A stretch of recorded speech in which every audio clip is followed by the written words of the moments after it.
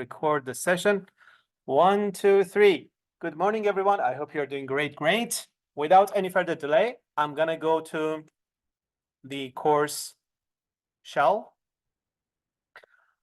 If you go there, you see that we have different parts. One of them is Comp 100.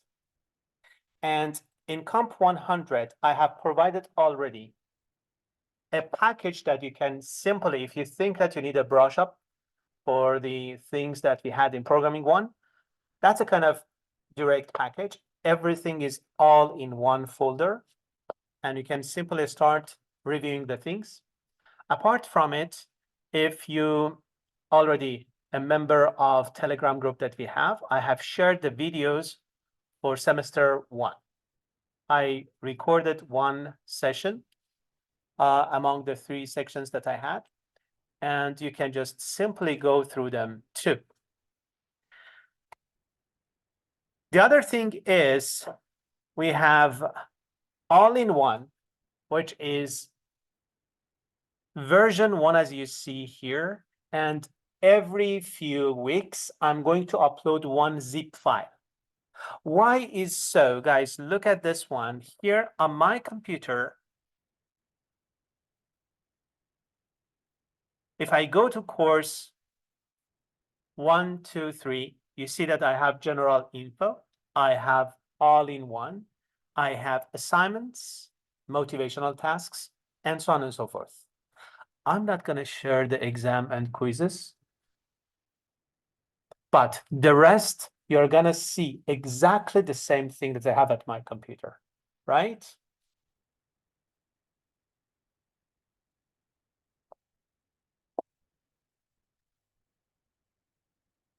That is why it is simpler and more convenient for our team members, Alejandro, just to drag and drop that file, unzip it, right? Andy, unzip it, and you have all the folders. Do you know why I call your name? Just practicing. I'm in the age that I have to remember, memorize things, So that is why. Cherry, everything is fine at your end? Excellent. So if you see the first folder that I have here is about the, what do we call it? Course outline, all the information. What is the most important thing, Asbin, among them?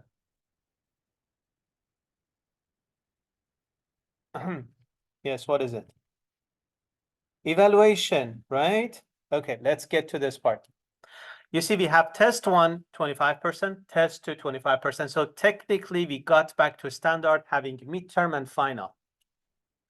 And then we have a part that I very much like, and that is lab and quizzes. We are going to have how many quizzes? Many. Awesome. Lovely. At least one per week. We are going to have 8 quizzes, and the quizzes are already ready. And I'm going to pick 5 top out of 8. Means that there's a chance that somebody like Arafat cannot make it in the class, right, Arafat? And somebody, you're laughing, Manov, like Manov maybe has an appointment, cannot make it one day. Don't worry. We are going to pick what? 5 out of 8. And every one of those quizzes, they worth 5 marks. Wow. It means that we have to be always ready. That is my intention. So every time that you come to the class, please just think that there is a potential of having, and I'm not going to announce it in advance that, hey guys, we are going to have quizzes. If we are not going to have quizzes, I'm going to announce it. Deal? Okay.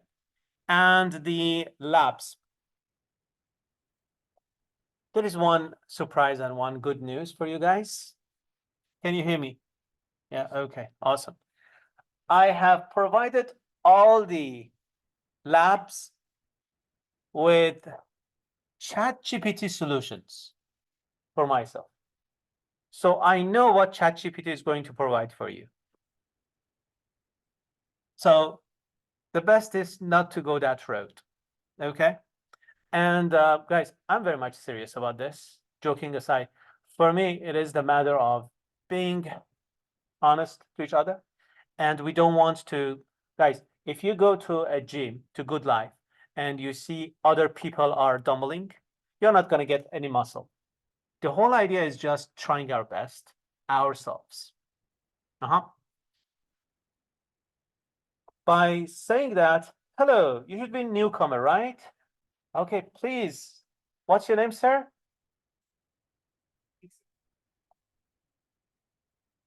Please. Can you just show me your, it's not here. Mingson. Yeah. And where are you from, Mingson? I'm from Nepal. Nepal. Very welcome, please.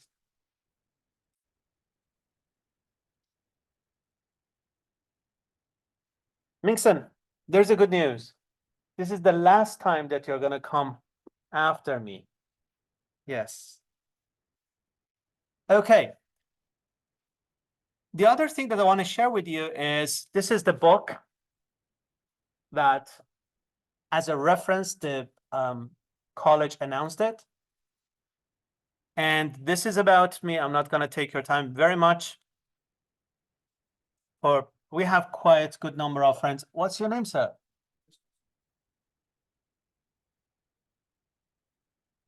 Christus. Awesome. So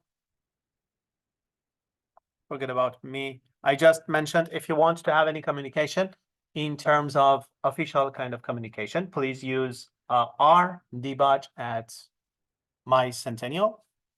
And we have a kind of shortcut using Telegram, totally optional. It's a kind of like unlimited Dropbox that you could have. And the good thing about it, you just need to drag and drop files up to 1.5 gigabyte. Simply, you can have an archive of movies there, right? Anything. So I created lots of folders. I'm going to show you that I put MP3s, my to read kind of things, to do kind of things, even to shop kind of things. I have all those things in separate folders. And these are some videos if you want to get more knowledge and get more out of the Telegram. Apart from it, yeah. One of my colleagues helped me to provide a nice, neat presentation, as you see here. Talking about programming 2.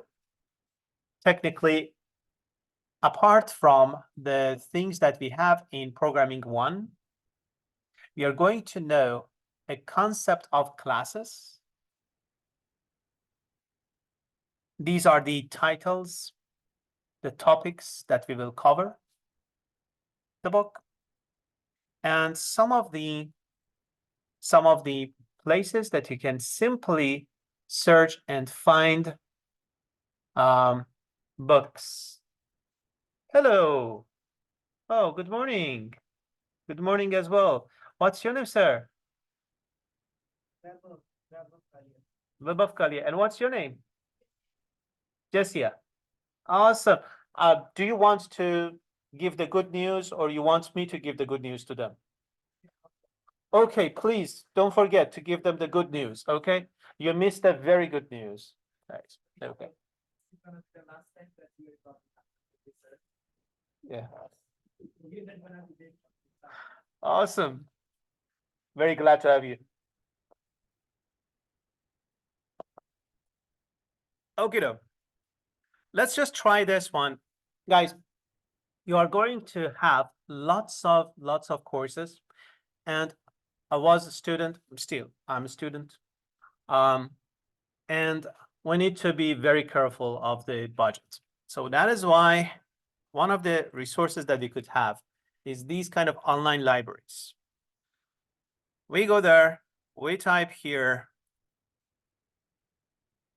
and ta-da, you're gonna have tons of books for free, and you have them. Also, if you simply just search for this, all IT books alternatives,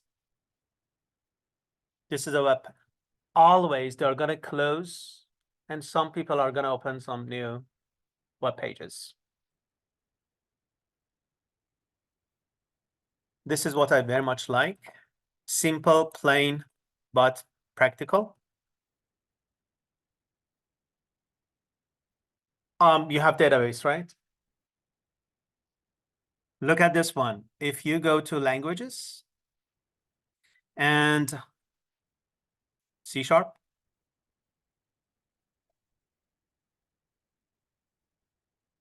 I think it is enough for one semester, right?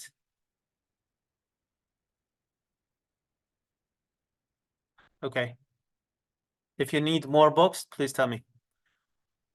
And apart from this, we have some YouTubes. Just to give you an idea that what you're going to have in your package, there is another file that has the same things. The only difference is this is kind of plain text. And because it is easier now for me to copy and paste from here, I show you, but you have it in PowerPoint in a nice, neat version. You see, the very first one, this is Bro, from Bro, if I'm not mistaken. Let's just try it together for a sec.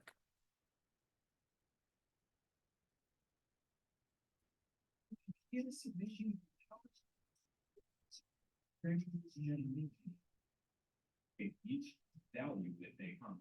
So let's say we have a DFW, a Mustang, as well as a to replace the available strings. Guys, isn't the voice familiar? Hello, bro.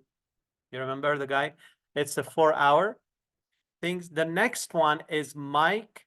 Is just awesome. And I'm not gonna go Giraffe Academy. Hey, welcome to Giraffe Academy. My name is Mike. In this course, okay, and this is just only 4.5 hours, and the previous one is 4 hours. Enough for this week. Okay, just joking, guys. It's not something that you bring popcorn and start. I mean, just eating and watching. You need to have highly recommended. Have 2 monitors. If you don't have, like me, just use your phone as the second monitor. Watch it on your phone and then practice on your computer. Highly recommended that you attach one monitor, extended monitor, to your computer.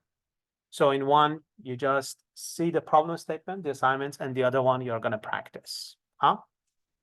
Okay, we are close to end. There are others as well. All of them are amazing, amazing. This one is Scott from Microsoft.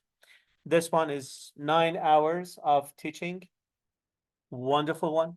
This is a kind of brief, if I'm not mistaken, by Moshe. And this is 24-hour. That person explains everything extensively. Apart from all this, specifically for object-oriented, you see here we have object-oriented 49 videos by Bro. And I have provided for some specific concepts like classes, objects, constructors, some videos I shaped up for you. And now we get to this part, which is compilers. It happened that your laptop breaks. Some of you work with Mac, so you cannot, run the program, for instance, instantly. So don't worry. Here we have online compilers, right? And apart from it, everybody, Alejandro, do you have Visual Studio 22 on your computer? Awesome. If you don't, I have provided some installation guides. This one is the recent one, so you can watch it. And I strongly recommend, please watch for installing Microsoft SQL, Oracle, Visual Studio, even Visual Studio Code for these kind of environments, especially for something like from JetBeans, like PyCharm, if you want to have that. Watch 10, 20 minutes, and it's going to save hundreds of minutes, because sometimes it happened to me that I needed to get back, reinstall the overall Windows, right? So spend that time to learn what you're going to do with installation, and then, so everything is fine so far? Yes? Lovely.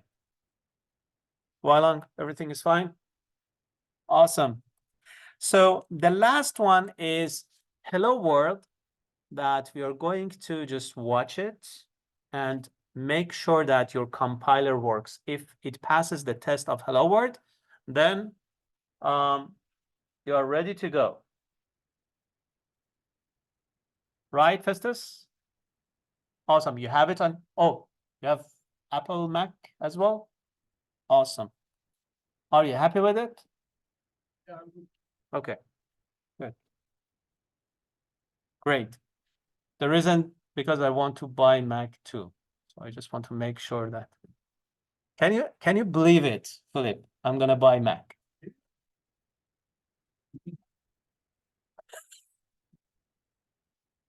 There's a lineup of my friends waiting for me that happens. Actually, I have some motives. One of my friends, yeah, encouraged me, so I want to try it and see what is happening. So let's go to next part, more practices. Okay. The thing is, what's the name of our friend? Mingson. Look at this one. You look like a. You look very familiar, Arjun. Oh, awesome. Okay. I was convinced. Okay, please. Yeah. Guys, all of you who could make it on time, show the secret door that you entered to college, okay? Okay. Arjun, we are gonna share it with you as well. Don't worry.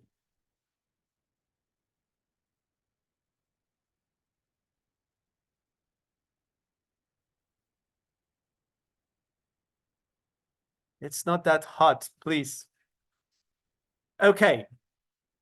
Mingson, because you wanted more practice, I provided that for you. You can just simply click here, basic exercises,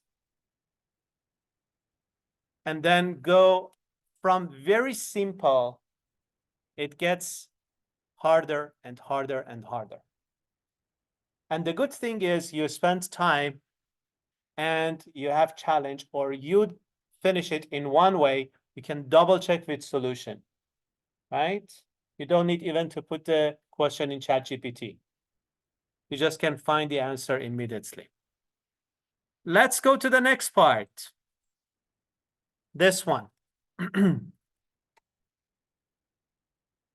I show you some of the amazing ones. This is not that bad, but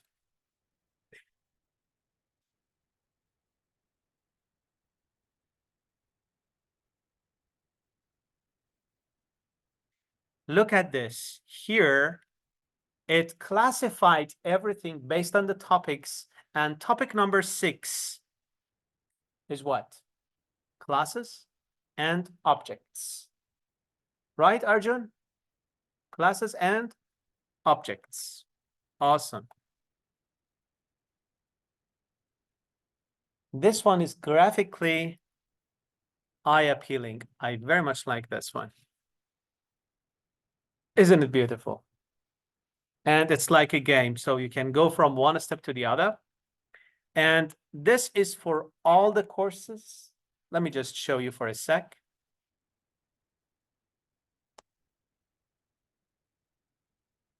So if you have C++, Ruby, JavaScript, you have JavaScript this semester, right? So JavaScript, Python, anybody has anything relevant to Python this semester? No.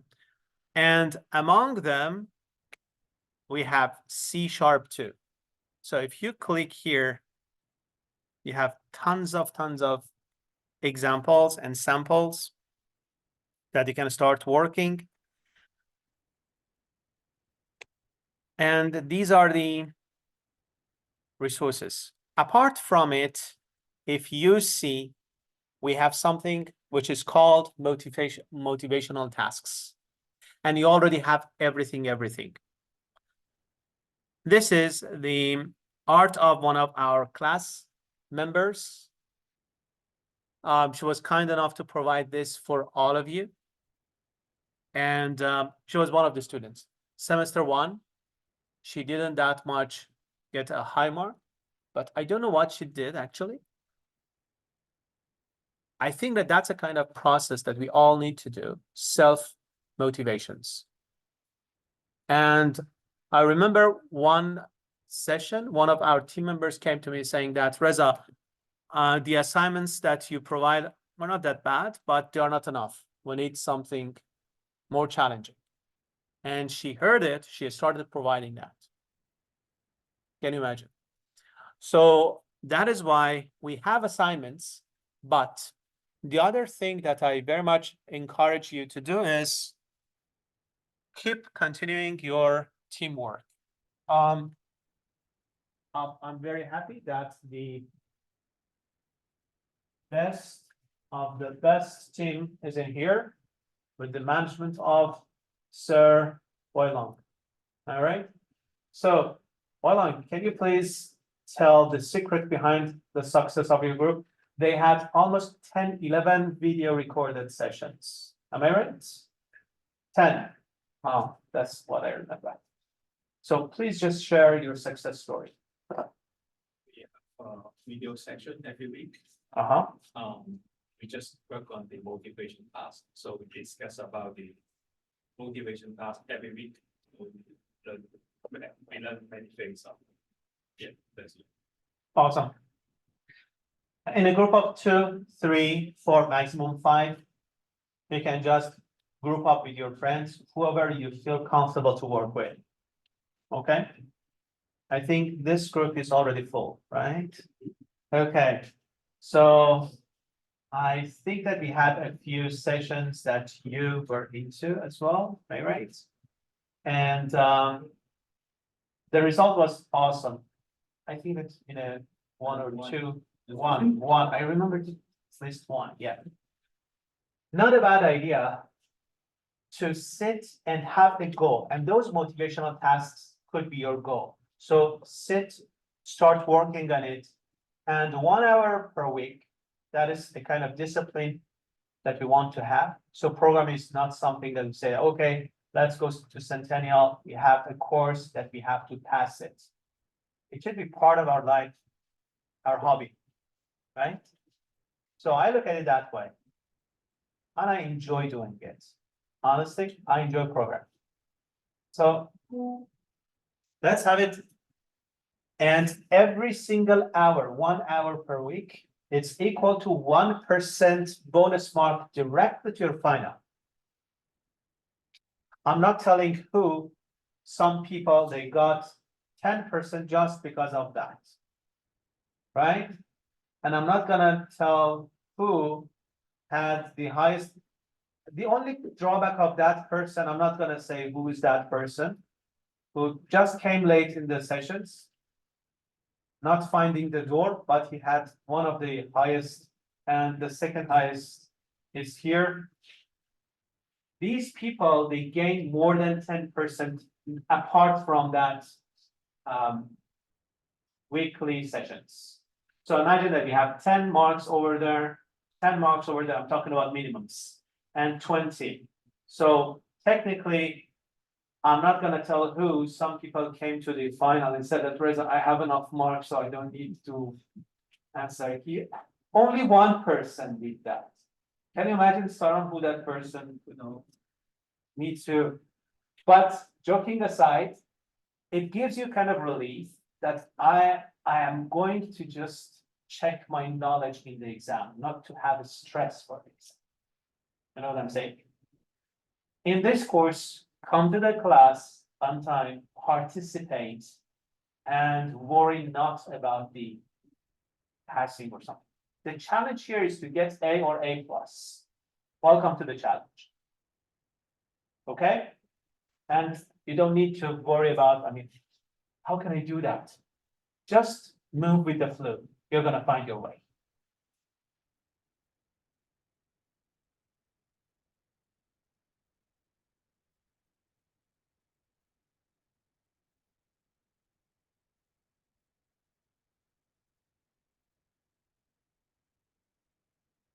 This is something that I bump into one of our team members today, and we started talking about it. And now we want to talk deeply about it together. Everybody knows that in this chart, so I quickly go to the part that are essentials.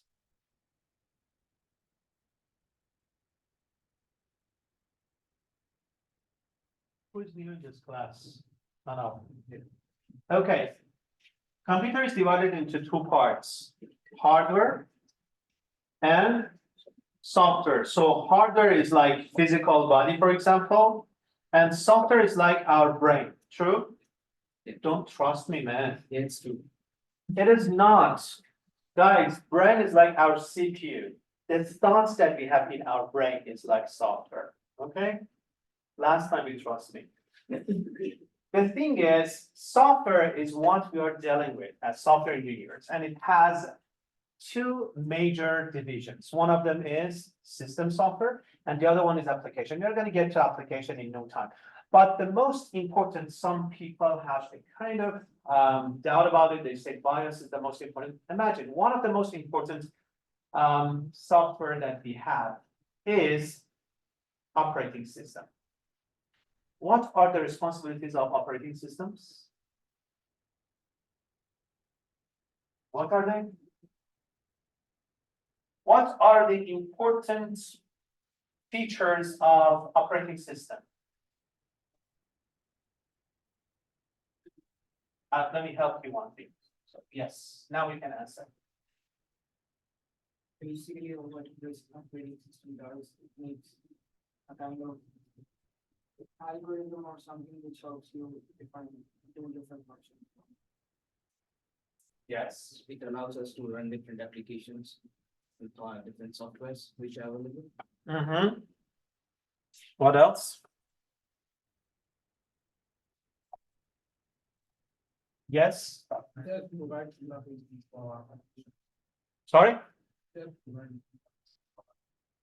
Okay, awesome. But I'm not saying there is one truth.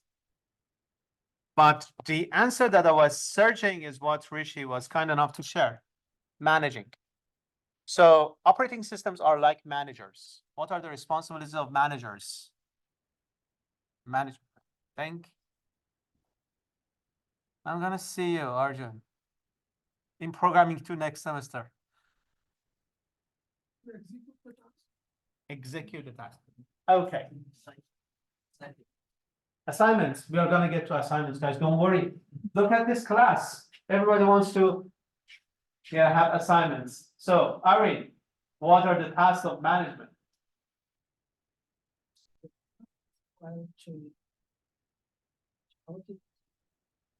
Awesome. First, to detect the resources. Second, to allocate the resources. Third, to release the resources when the job is done. Like, imagine that you want to play a game. RAM, CPU, graphic card, everything should be first detected and assigned to that playing game. And when you're done and you want to watch a YouTube video, for example, you should assign it to a new task. So detect the resources you have, assign them to a project. And when you are done, release them because you have other projects on the way. Does that make sense?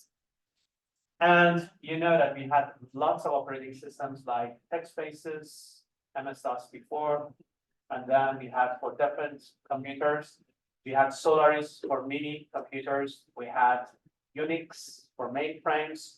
We had Linux, Windows, Mac OS, and so on. And that is the category of operating system. And now the next part is utilities. Okay. Antiviruses like Norton antivirus is operating system, true, false?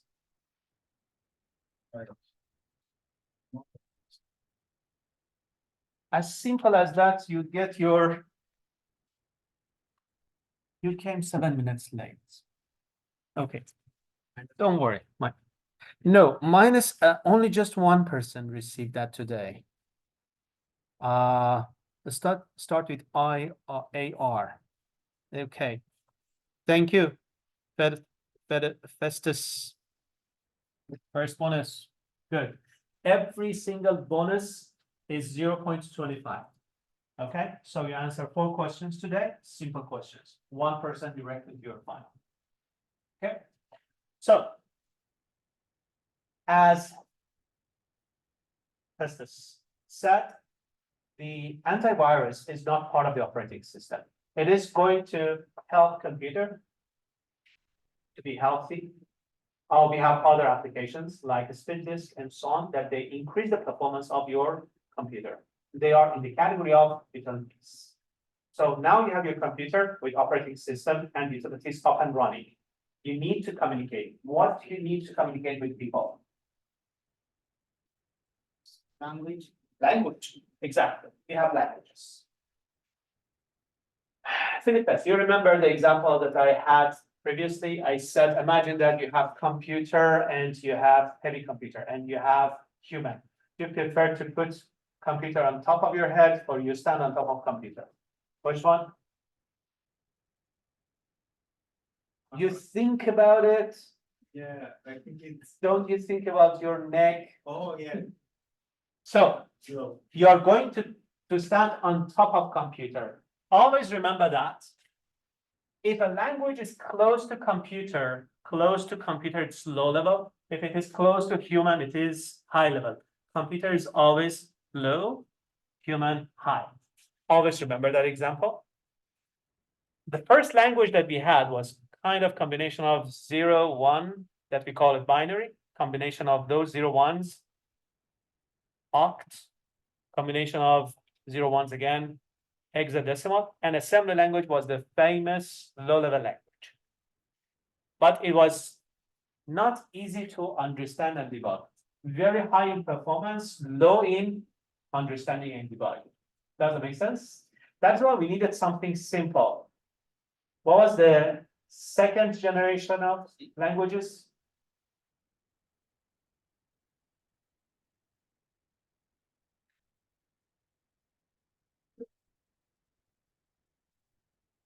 C++. The very first language.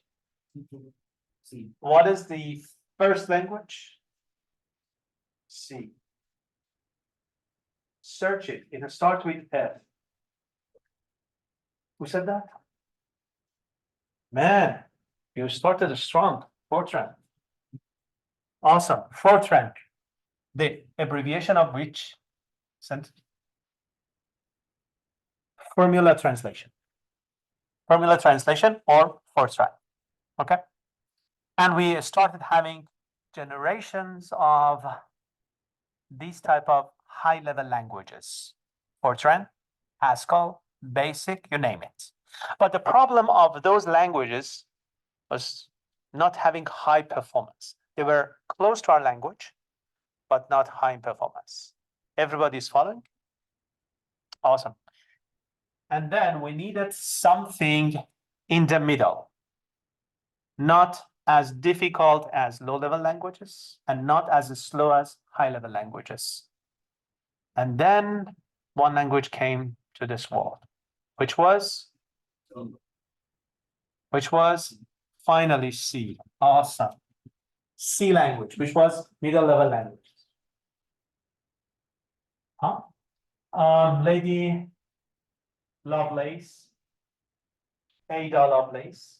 She was the first developer worked with Charles Babbage for analytical machine, 1830. The machine didn't go to the final stage being operational, but it was the idea. Ada was the other language in the middle level to honor the things that Lady Ada Lovelace did for us. But after having Windows 95, you remember that, right? When it comes to the market, they started visualizing everything. So having GUI is not something that we had since the beginning. We had from the time that Windows provided operating system for us. Before that, Windows was a shell in DOS. Anyway, that brought us to the level that we call it super high level languages. So super high level languages, the very first attempt was Visual Basic. The second one was Visual Pascal, or they call it Delphi or Delphi, which was the god of knowledge in ancient Greece. Some people say languages like C# are high level or super high level. We don't have any fight or battle with anyone. You think that it is high level, go for it. You think that it is super high level, that's fine. But what I want you to do is, guys, have your own definition for that. You know what I'm saying? And have your own logic. I don't want you to say that, okay, Reza said that, so yes, Python is high level or super high level. People say the feature that distinguishes high level and super high level, or 4GT, fourth generation technology, is graphic user interface having IDEs, integrated development environments. And Visual Studio is one of them. So I confidently say that Visual Studio, C#, they belong to super high level. Okay, but people could say that they are high level. One important question.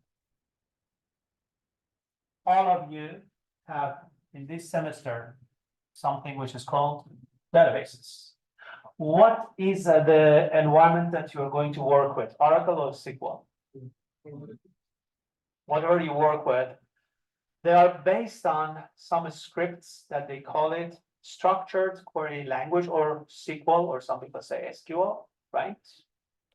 Are they languages or something else?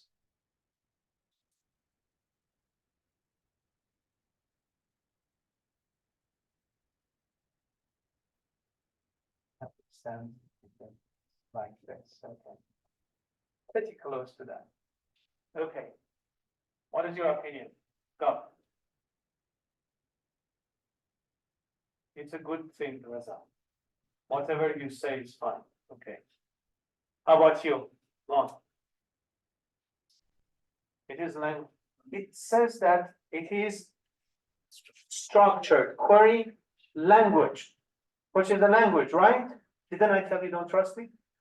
Guys, some people say it is language, but some others say it's a scriptive language. What is a scriptive language?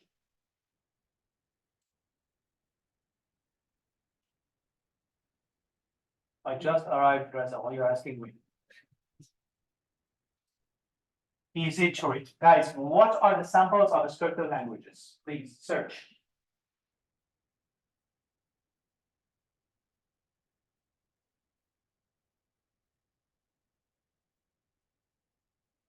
HT. Excellent. What is the other example for HTML? Or for scripted language? Yes? XML could be. What else? PHP. Seriously, PHP is a scripted language? It says that. So apart from Reza, don't trust internet too. There is one language, and I'm going to give 2% to anyone who uses that for one of the assignments? Linux, LaTeX, exactly. Okay, so you were about to get bonus, but because you came late, so tit for tat, we are even. I'm not gonna tease you for that. Okay? So LaTeX, guys, LaTeX, LaTeX. And one of the environments, it's like a language, one of the environments like Python that we have, Atom, we have, I don't know, PyCharm, different environments, Spider to work with, Colab, Jupyter Notebook. We have different environments to work with one concept, language, Python. We have different places to work with LaTeX. One of the best and free of charge is Tech Studio. Tech Studio. If you provide one assignment using LaTeX for me, it's gonna be 2% to your final exam. Okay? And you need to bring it to me and I see, and it is not difficult, guys. You need just to spend something like half an hour and it's really worth it. And if you want to publish paper, if you want to pursue your education, going to higher level, I'm not saying it is good or bad. I'm saying that if it is part of your plan, then most of the time they do not accept IEEE, ACM, Stringle, and so on. They do not accept Word documents. They accept mostly what's LaTeX output by PDF. Okay, so it's a good investment of your time. Just work on one, and you're going to get that 2%. LaTeX is one of the scripted languages. And why they created that form? Because in 1980s, it was the flourishing time of scripted languages, HTML, LaTeX, and so on. Who has worked in other fields like art with computer? Is there anybody who worked with, so what's the specifications that you could just say, for instance, graphic, music, or what? What did you work with? Okay, guys, is there anyone who worked in graphics, music with computer? Anybody? Graphics. What is the application that you used for graphics? Photoshop? What did you use? CorelDRAW? AutoCAD? AutoCAD for architects. Okay, let's just get to AutoCAD. Guys, AutoCAD is the abbreviation of Automatic Computer Aided Design. It's almost like 40-year-old application. Do you think that people need to learn C language to work with AutoCAD? So AutoCAD is the result of marriage of computer guys and architects. So they sat and they thought that, okay, let's just invent something that is the job for using computer for planning and designing. Does that make sense? So AutoCAD what? So it goes to the application. It's not a language. In some of them, you have the ability of programming in a limited level. Like what? Like in Excel, you have VBA. What is the Excel? An application that you can use for accounting.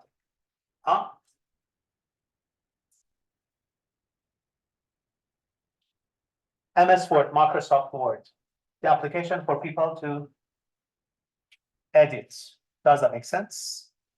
Okay, I'm closer and closer to that question that I asked you. If you say, Reza, what is your opinion about SQL? I am of the opinion, and it's not important that Reza's opinion, but SQL is in this category, applications. It's an application that works with data. The same as Excel. Excel works with data. SQL works with data as well. The only thing that it checks is integrity of the tables, referential integrity, and makes it RDBMSs, relational database management systems. That is my opinion. And some people points that, no, because we have a scripted language here, then it's a language. That's your choice if you think that, but do we have any outputs like a package? If it is C#, you can make something out of it, a package out of it, but are you going to make something out of SQL, like a package out of SQL? Answer it yourself. My intention was not bringing more people to vote for my opinion. If we should be proud of one thing in this discipline, being a software engineer, is having a critical mindset.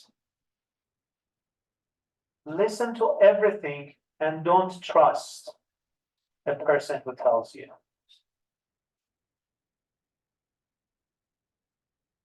Huh?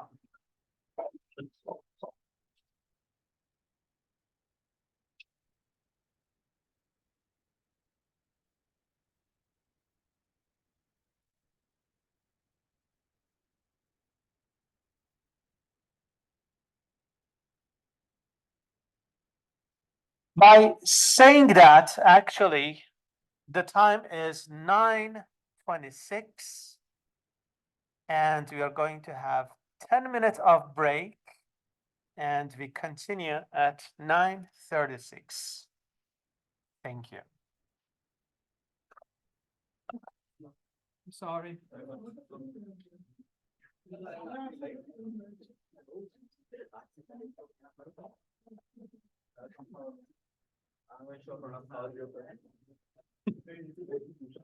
Okay.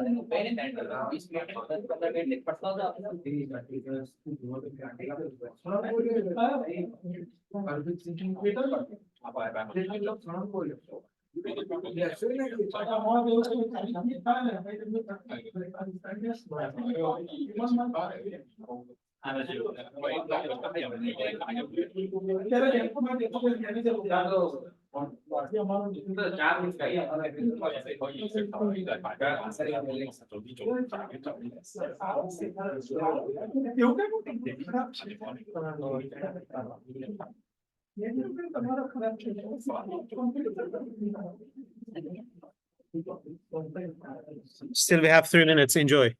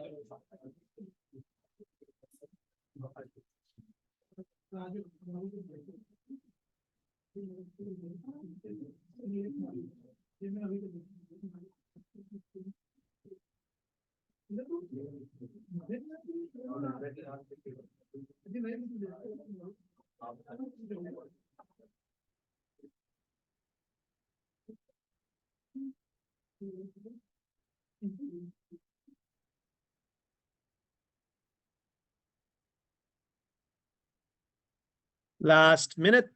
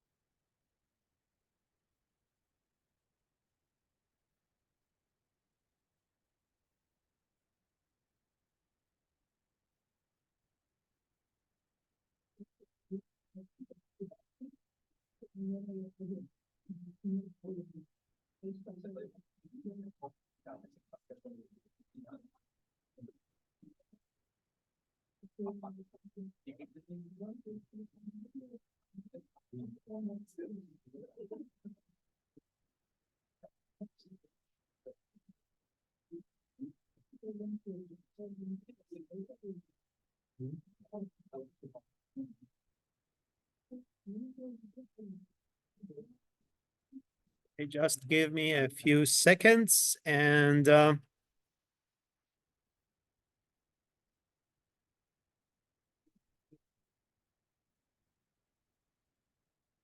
okay, everybody, as I promised, 9:36.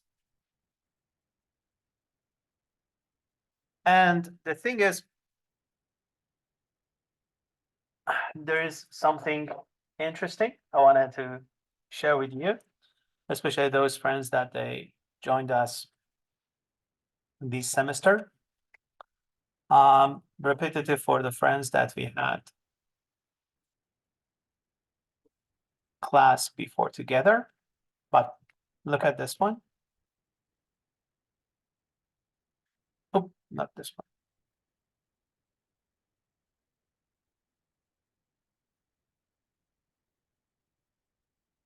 My apologies. Just give me a second. Hopefully I didn't mess up with the things. Okay, no, thanks goodness. Maybe friends ask that why they call this language that we are working with C#, right, Alejandro? What could be the reason? Look at this one. After C, we had C++, right? And look at this. C# is kind of C+++++. Isn't it beautiful? Alejandro was not that much satisfied. I have something else for you. Don't worry. Alejandro, if you are familiar with the keys, this is key that we call C, D, and so on. We call this one C#, something beyond C, right? Do you know what was the language that they built C upon it? Huh? The language that was before C, Ruby. Ruby is very recent. You know, it's to my age. Yeah. F is recent as well. Guys, C language is built on B language.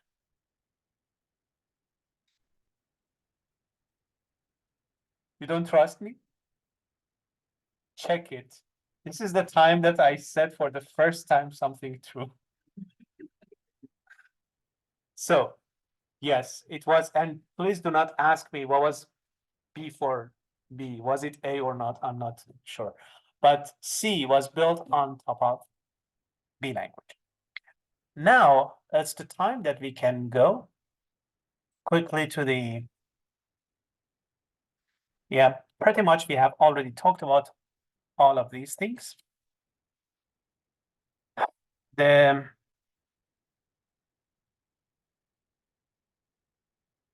tune-up volume. What's gonna happen? Okay, so and these are the things that we have talked about. We are gonna see classes and objects. For the next session, all of you please provide whatever works for you. Okay. If you are comfortable using pen and paper, bring something to take notes. Or if you are a kind of tablet person, iPad, bring. Or if you can take easily note with your laptop, just do it that way. We need something for note taking. Another bonus mark for those people that they use something professional like Notion or any other. I have forgotten the names that we have. Smart something, smart paper, sorry.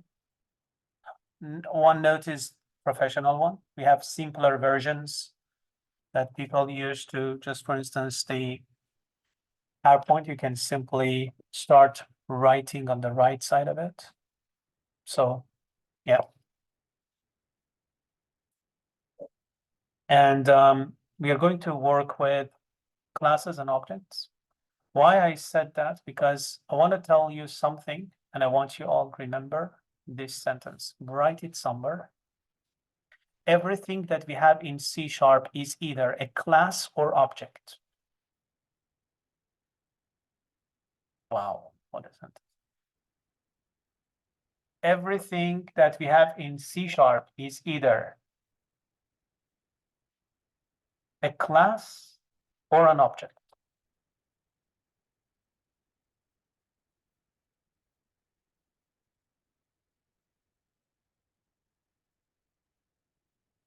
Right, Chokem? Awesome.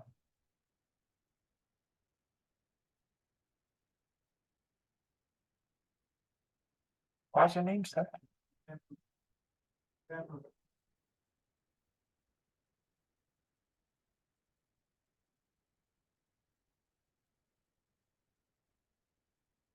Hmm.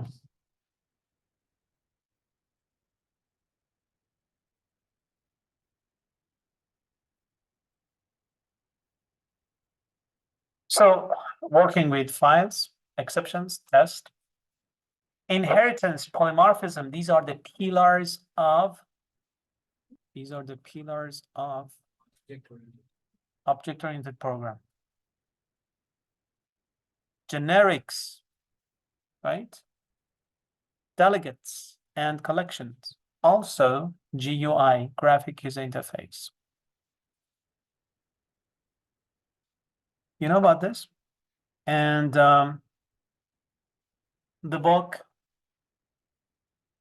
available IT books that I've already announced a few, MSD and Microsoft documentation, lecture slides, the documents that I provide up aside from that.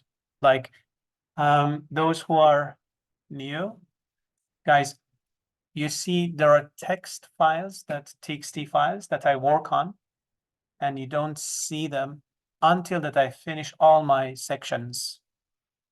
I upload them. Why? Because I want you to just see errors, mistakes, practice, and then I'm going to provide the answer for you. That facing mistakes and errors is valuable. As human being, we learn from our mistakes. For instance, if you come late 1 week, next week you're not going to come late, right, Arjun? Awesome. Good.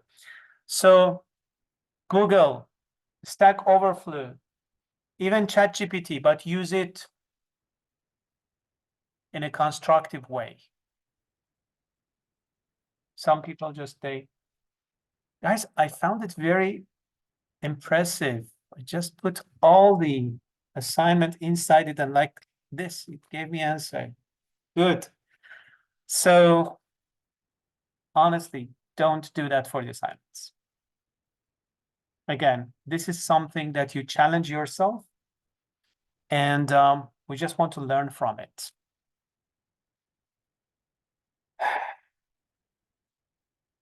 Rhythm, people already know that things, and I'm not going to emphasize more. And programming reviews. listen to this. You remember in programming 1, we worked with, well, definitely C#, data types, controller structures, and many things actually. This gentleman, Anders Heilsberg, I checked the wiki to pronounce it correctly. This guy, a Swedish guy, he worked for Borland and developed Java. And after that, with the knapsack full of experience, Microsoft hired him to create something phenomenal that we have. .NET technology owe him a lot. And I worked with both environments. If you know, guys, I always tell some people say, hey, Reza, what should I learn? Right? Burak, for instance, which language is the best language? Guys, have you ever heard that question? Which language should we start learning? And nobody knows what is the need of career, need of the market for next 6 months. Nobody knows. But if you know how to drive, you can drive Mercedes, you can drive Toyota.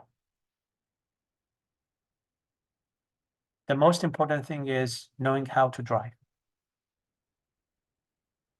The philosophy of language is similar.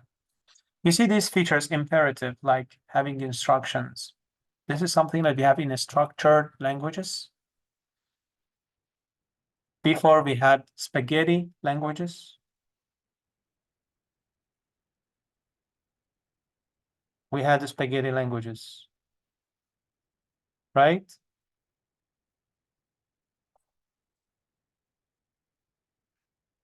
This session, I'm not going to tease you more. Yes, we had spaghetti languages because we had go to here and there. So they call it spaghetti languages. And after that, we had structured languages, which we had subroutine for the first time. And then we had functions and methods. And then we had object-oriented languages. You see, we have something that they call it functional languages. I actually thought it was not easy. The idea was having something like lambda functions in functional languages, declarative languages like scriptive languages like HTML, LaTeX, and so on, and not purely one language could be categorized under the umbrella of object-oriented or just functional and so on. They have different flavors. The weight of, for instance, being functional language is higher in one, object-oriented is lower in the other. Does that make sense? Okay. The reason most of the time I'm walking in the class, the reason that I sit most of the time in this class, because I want to just record it for the friends who want to watch it later from other sections or people who missed it in this session. Okay. Guys, you see here it says that data types, we have byte, int, character, boolean. What do we call this? The collection of all these data types. Simplified. What do we call byte, int, char, just the first and second line? What do we call them? It's very simple. What's it? Oh, I said that, not teasing you. What's it? Simple data type. Didn't I say that it is simple? Simple data types. Simple plus string makes it native data type. Huh?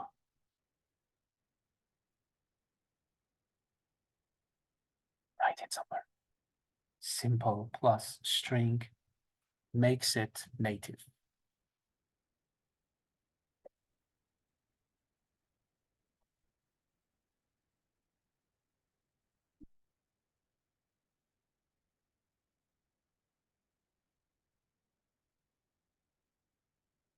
Now the $1 million question. Master G, is it going to cover everything? No, that is why we have programming 2. In programming 2, we are dealing with what? The types that we are going to create. Getting back to that sentence, everything in C# is either a class or object. And we are going to create our own classes, our own types. Guys, we are going to create. Yes. Object-oriented is power. Everybody knows about this chart. I'm not gonna waste your time, take your time. Arithmetic operators. Increment, decrement, plus, plus, minus, minus, and so on. Greater than, less than. And, or, and these bitwise things. We had sequence, selection like if switches. And I just want to make sure because some of our friends already search for some of this stuff.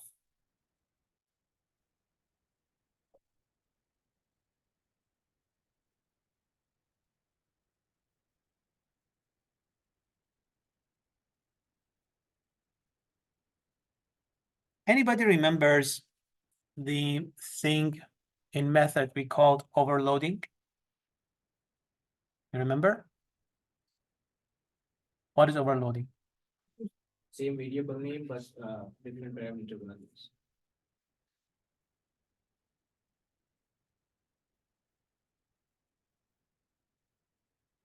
Are you in this class? Manav.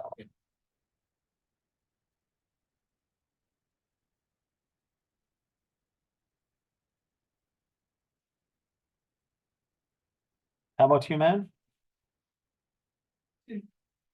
You're in the same class? No, I'm in the section 3.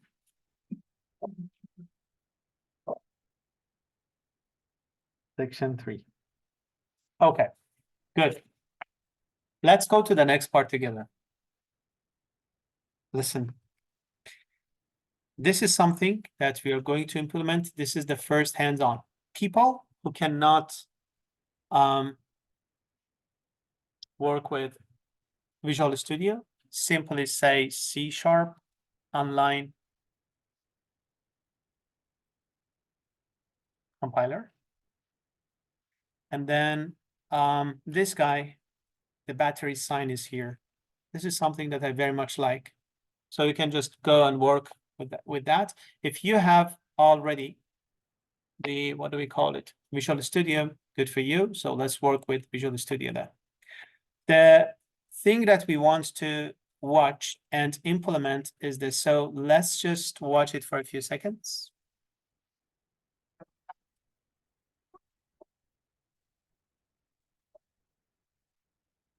Let's go, bros.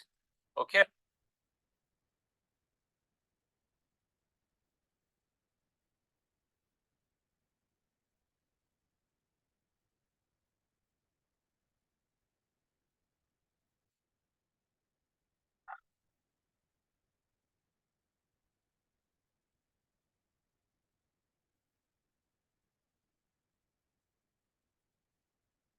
Okay, so Okay, it looks like we're talking about method.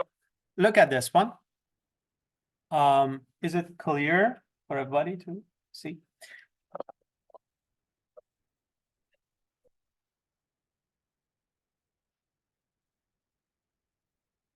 This is a code that talks about multiplying two different elements. As you see that we have one method that takes two variables, A and B, and it returns the multiplication of them as you see them, right? So the total would bring the multiplication of 2 and 3. But what if you have 3 elements, like 2, 3, and 4?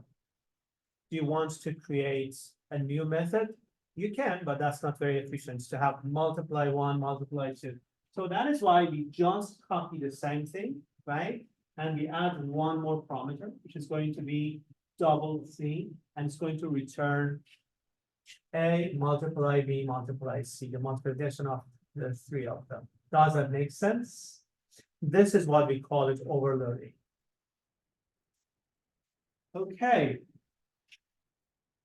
Having the name of a method plus the parameters together provides something that we call it signature of it.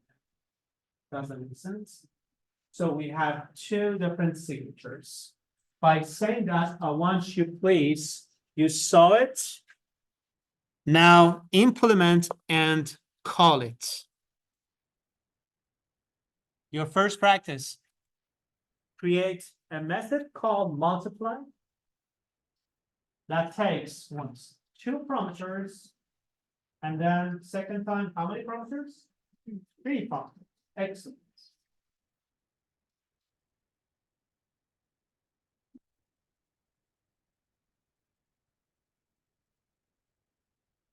Static void multiply. If you just want to show the output, but if you want to return something, for instance, let's say static int multiply. Static int multiply. Yeah, because you want to return. So if you want to print it, you're going to say, yeah.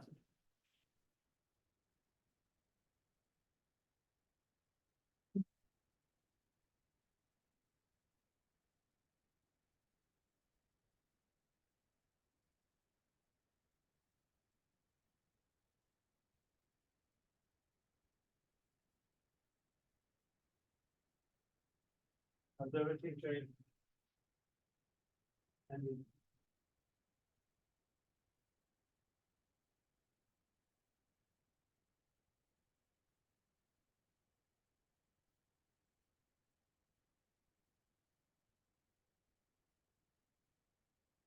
so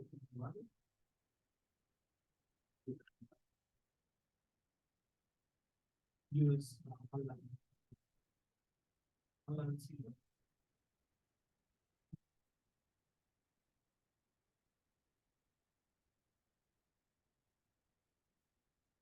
Those who finish, please give me a signal.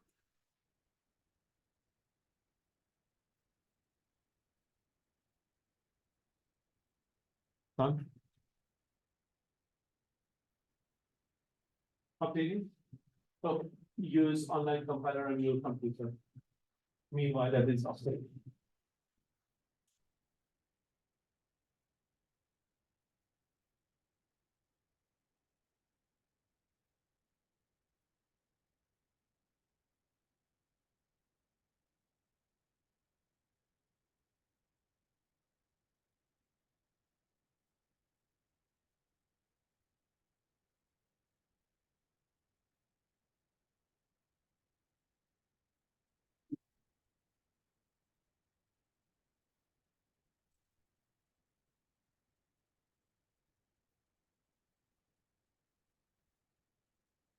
Done.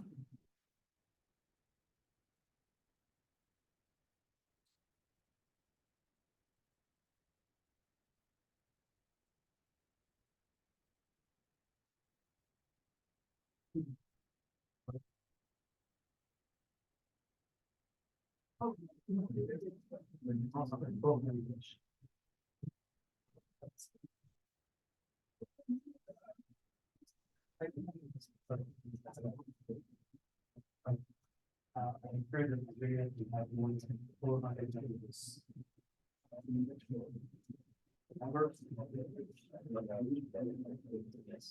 I heard everything. When this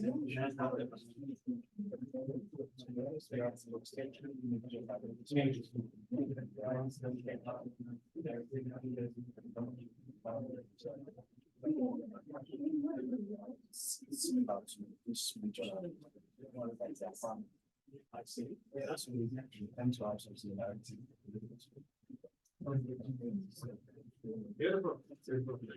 I have lots of remember the one who provided the motivational task is from a yeah. I think it's Vivian. Yeah, you know her. Right? She didn't, I think, like, she. Probably. Yeah. So you can ask for the answers for those. Okay. Anybody? I remember that I was a mistake. I know that it's maybe. We're gonna, so different time still in the time of. Done. Awesome. So the question is, multiply once using 2, once using 3, and apply it. Yes, 2, no, 1 method using 2 the constituents. I'm gonna show you. Just use the same multiply, but to 3 different. Yep.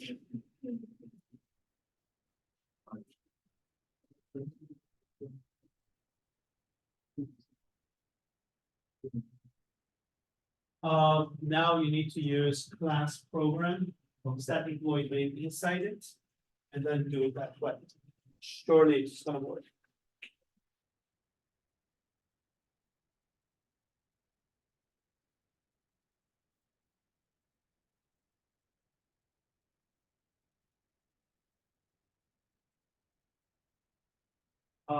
You done? Did you call that and see the results? Okay, just now use another one with the same name but 2 parameters and call that. Okay. Show them.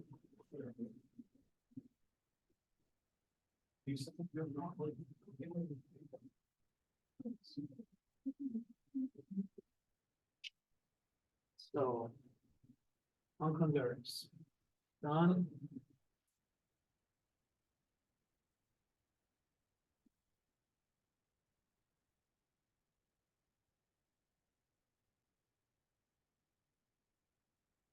Oh,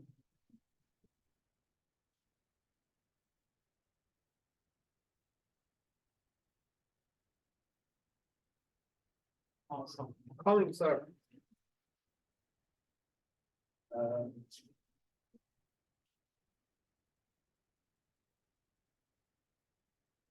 Done, okay.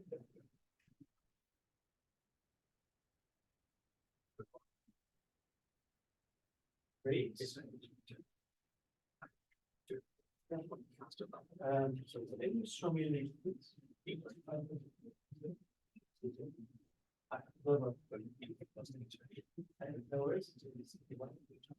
Done. Okay. Now it's working. Oh, no. Okay, don't worry. Working? Okay, I'm gonna share that. Can I have your attention, please, everyone? Well, after finishing this, can you remind me a discussion, just keyword discussion? After finishing the. Okay.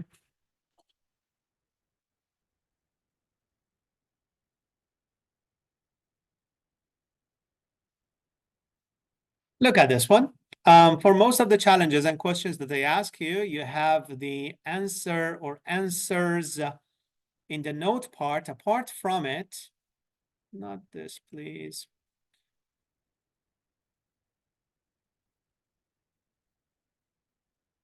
I provide a separate file. This is 100.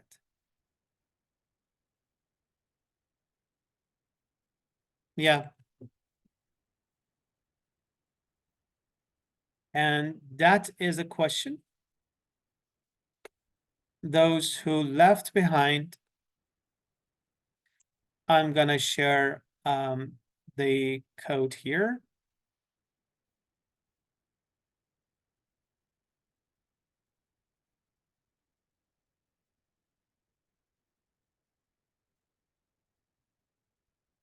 Okay.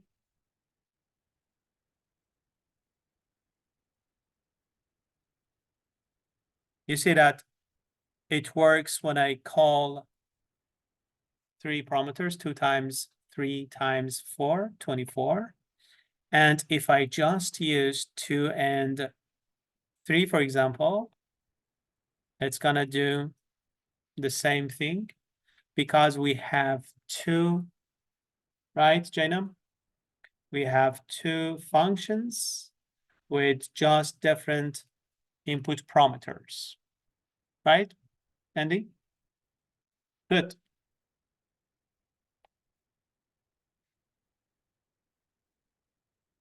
The next thing that I want you to do is imagine that you haven't seen the answer that I showed you a few seconds ago. We want to have my add function, my add method, that if you pass two strings, it's going to, for instance, Reza debug, it's going to say Reza space debug. If you pass man Shah, it's going to show man Shah, right? Y long, it's going to just Iron Chan, right? Colon, for instance, it's gonna just concatenate. Everybody is happy. And if you pass numbers like 5 and 10, what's gonna happen? 15. It's going to, so this time it's not the number of parameters, Arjun. It's the type of parameters. Double plus double or string plus string. Does that make sense? You see the function call. I want you to create the functions. Please start.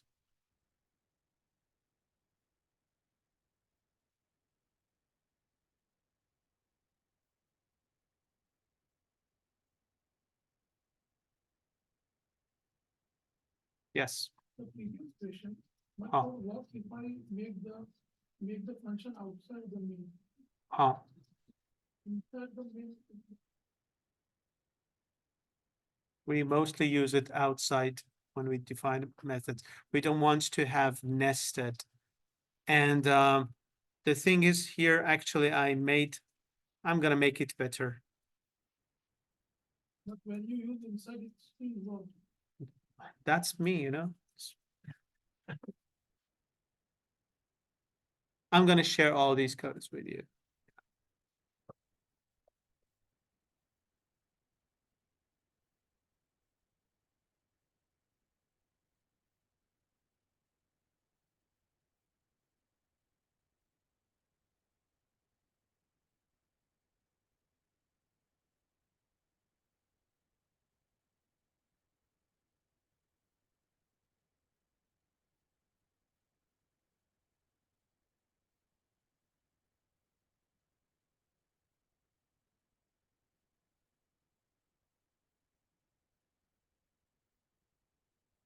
Man, look at here. This is inside main.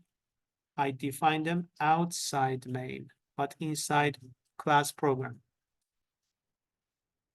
That's why Yeah, I leave it. true. Thank you. No worries.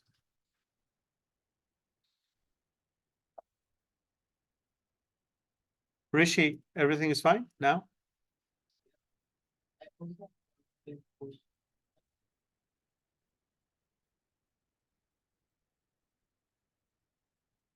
Outside the main. So we technically we shouldn't define unless that you need or you have a kind of concern about it. You shouldn't use nested methods, right? So main is a method by itself, right? Yes, done. Bravo. Done.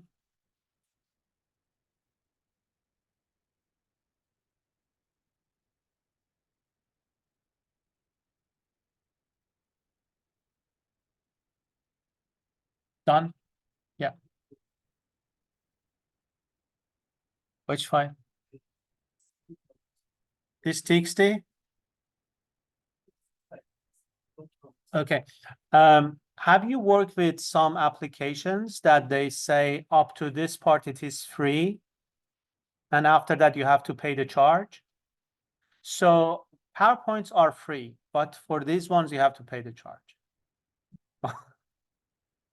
I'm gonna share them not today. I mean, after finishing all the sections. This why I want you to challenge yourself. Face problems, muscle memory, and then I'm gonna share it. Okay? No worries, Giordano. Okay. Festus, everything is fine? It's working? Could you make this one as well? Okay. Finished, Rishi? Why long? Can you please check the whole group, tell me to give bonus to everybody? Okay. Okay. So, Irene, he didn't even check yours. Yeah. He trusts very much on every member. Kolang and Jokan and Festus and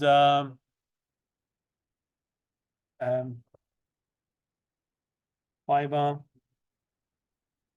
You're in the other section.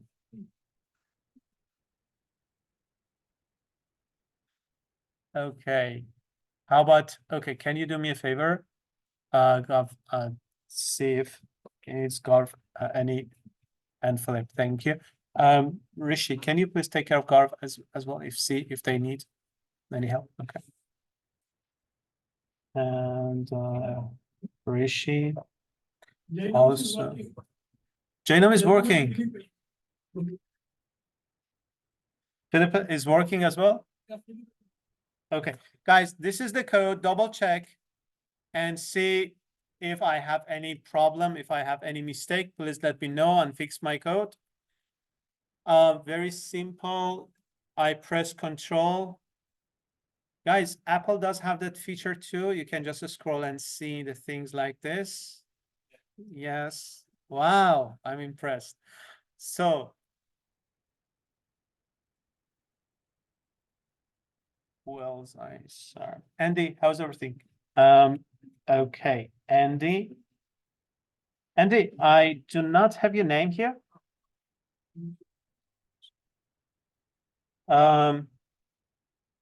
Sorry.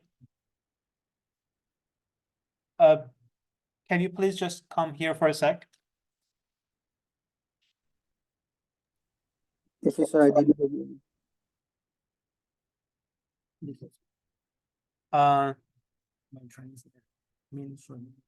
Mingson. Yeah. Okay, and the thing is, so then what is the other friend's name? No, Cherry, I have your name here. No, the other gentleman over there. Oh, Mixon. So we have Mixon and we have Mixon. And we have Reza who mix all these. Awesome. Mixon, what is your origin of name? No, the origin of your name. Means, is it Chinese?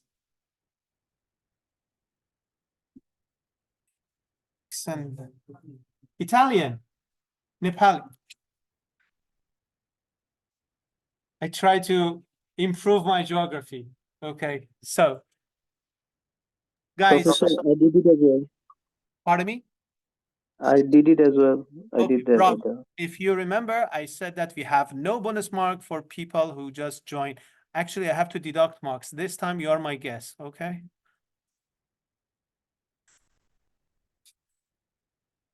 Let's go to the let's go to the next question. Next question is trinary. What is trinary?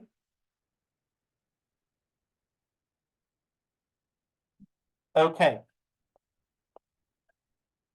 Let's do something together. And I want to, guys, Control N, or let's just do it here. What I want to do is, I'm going to say int grade, for example, and let's say grade is equal to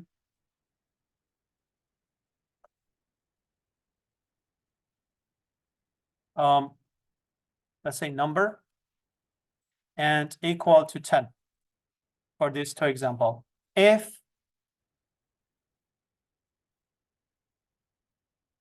number is greater than 0, what we are going to do is we are going to say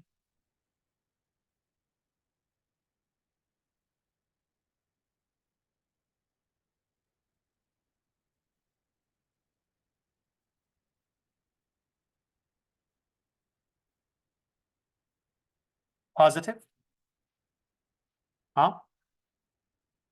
And else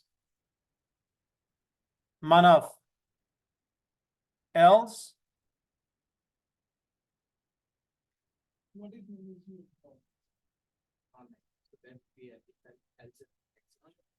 non-positive. I promised not to tease you, right?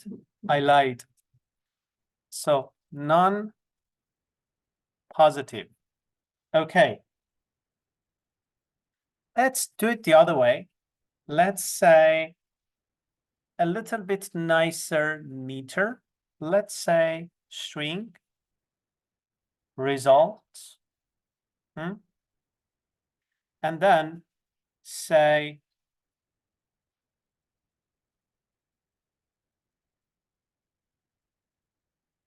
console.writeLine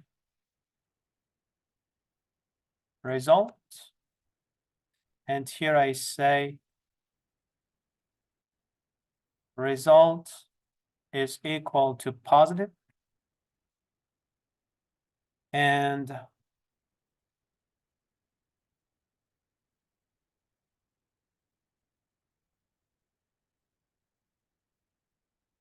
non-positive.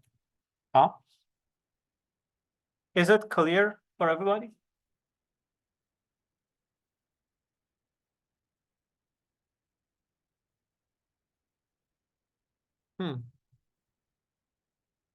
How many lines do we need to have here? 1, 2, 3, 4, 5, 6, 7, 8 for this condition, right?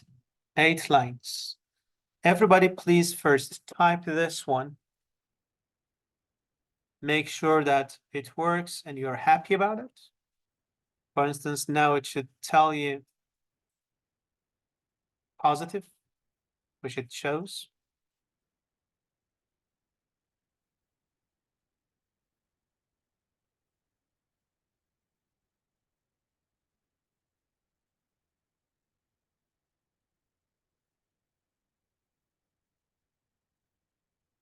Right?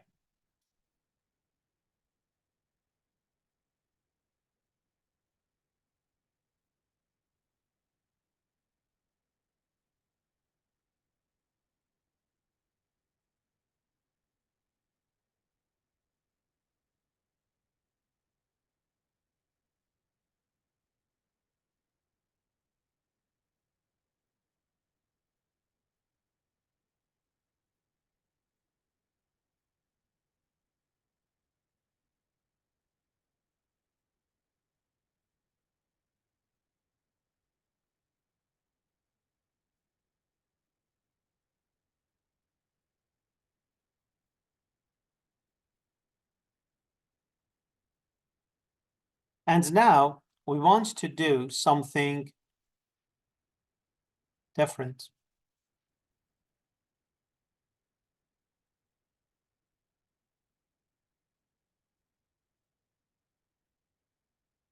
That is as simple as this.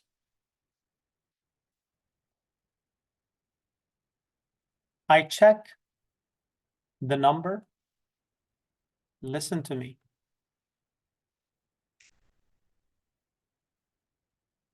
I'm checking this condition. If that is valid, then it is positive. Else, it is non-positive. Right? And that is the overall condition that we want to check. That's it. But you want to bring the result of this one into something. And what is that something?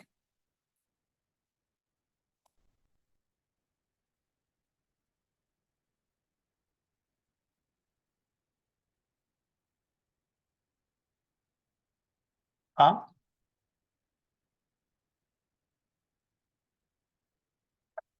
Isn't it beautiful? Yes. Okay. So how many lines it was? 8. How many line it is? 1.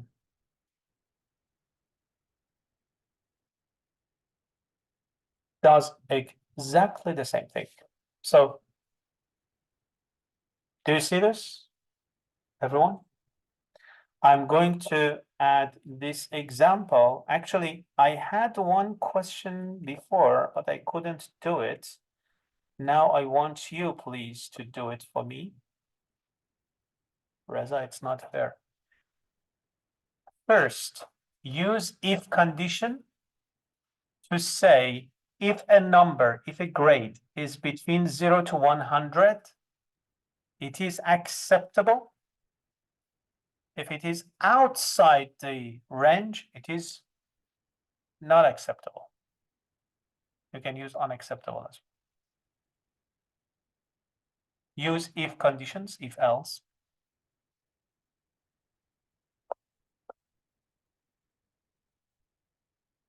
Irene, one quick question. Do you have any back-to-back class after this? When this is gonna start? Immediately? Sorry? 12:30. Okay. I needed your help for, yeah, but after your class, if you were around.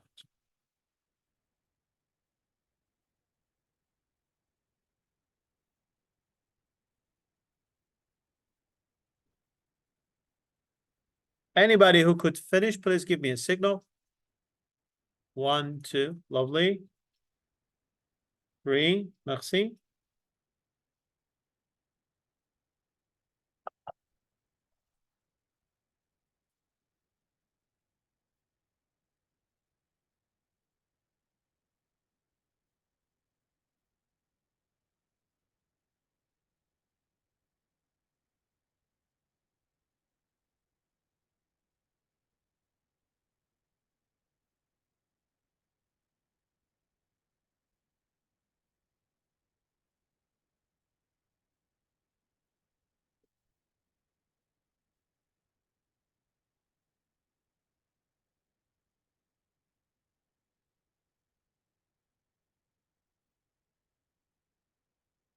Done. Excellent. Okay. Let's see what our friends have done.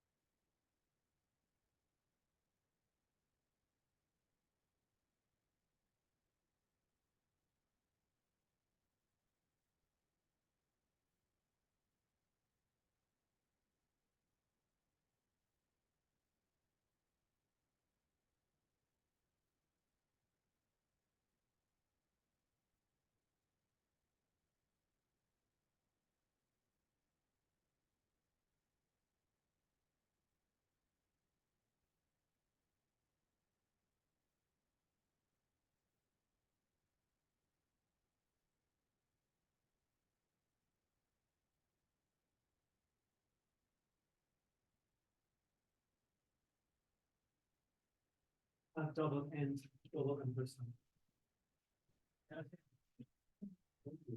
If it is 1, it's gonna be B1. Okay, why not or? Is it and? Or? You sure?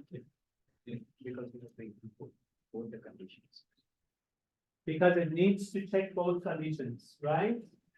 The number which is greater than 0 or less than 100 is not acceptable.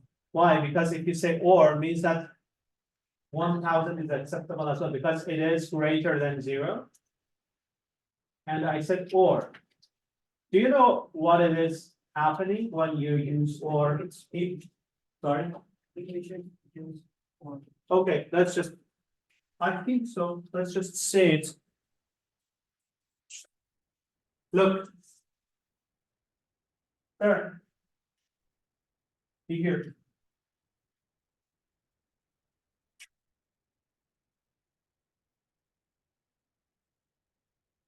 Look at this one. And put it aside for a second. Be here. Number.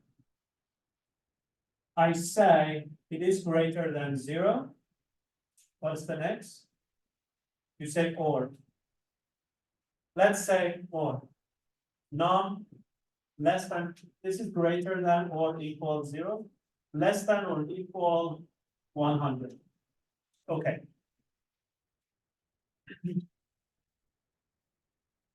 Just one thing, let me tell you, and I do not pinpoint anyone shouldn't feel feel bad about this, but guys, this is something that if you see error, it is showing one thing, overusing ChatGPT. Stop. Everybody is listening? Stop. If you face error in this, very simple, don't tell me anything, guys. Don't tell me anything. Obvious. I have been into business. How old am I? 22. I've been into this business for 2-3 years. When I walk and see people how they type, it shows what they have done. So today, start just practicing and practicing. Look at this one.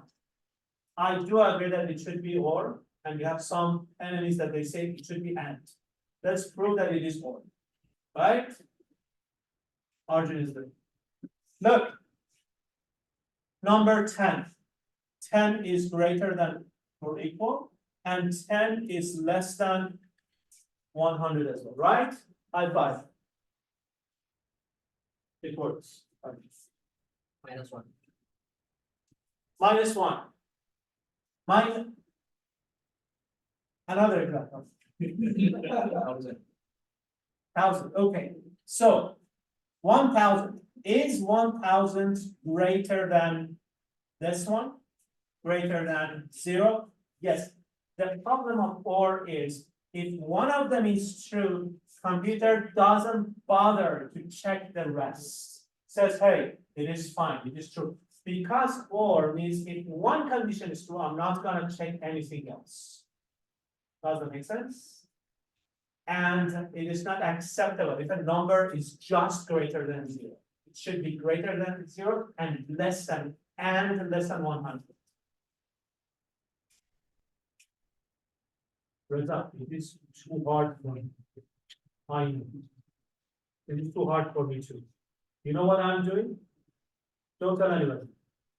I just give some examples, and if it doesn't work with and, I switch it to or. It's gonna work. After a while, you're gonna build up that logic. Meanwhile, just try and learn. Next, whatever you did with this one, convert it to ternary. It's a little bit harder, but try it. Whoever finished, please give me a signal. Awesome. I love the way that he shows signal.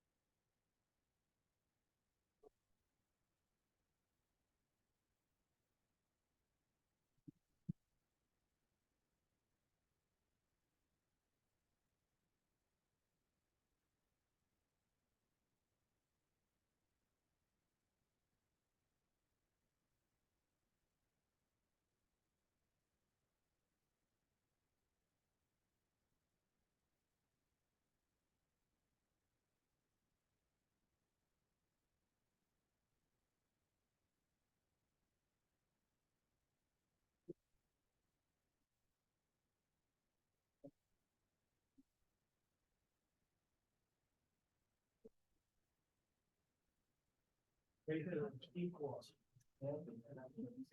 Have the- It's only about six. Okay?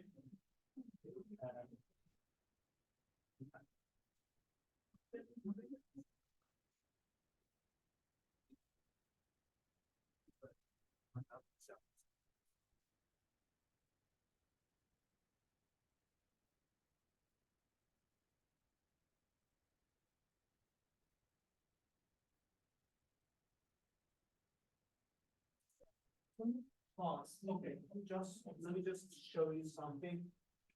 If done.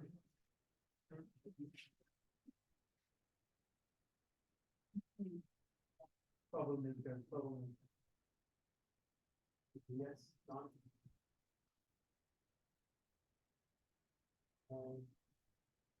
You're still. Look.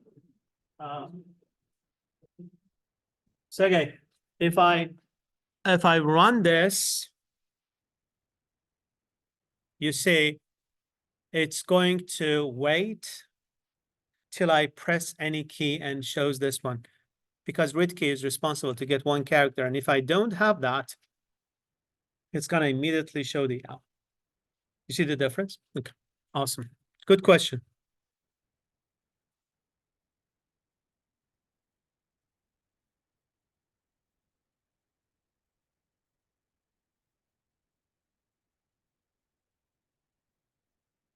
The question that I asked from you guys was this one.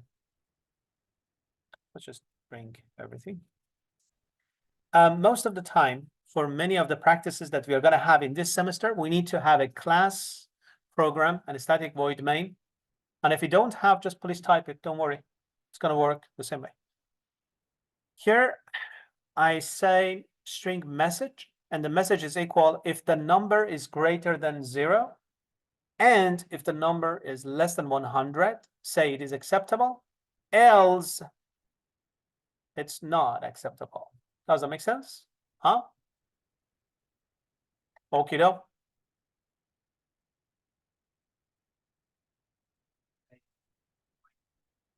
If you pointed, what? A mistake? Mistake of me? You have to drop the course then. Okay, please tell me, by all means. Sorry?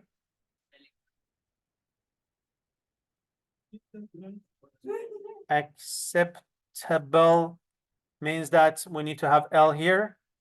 So it has L. What's the problem? Okay, just pay attention more next time. Okay.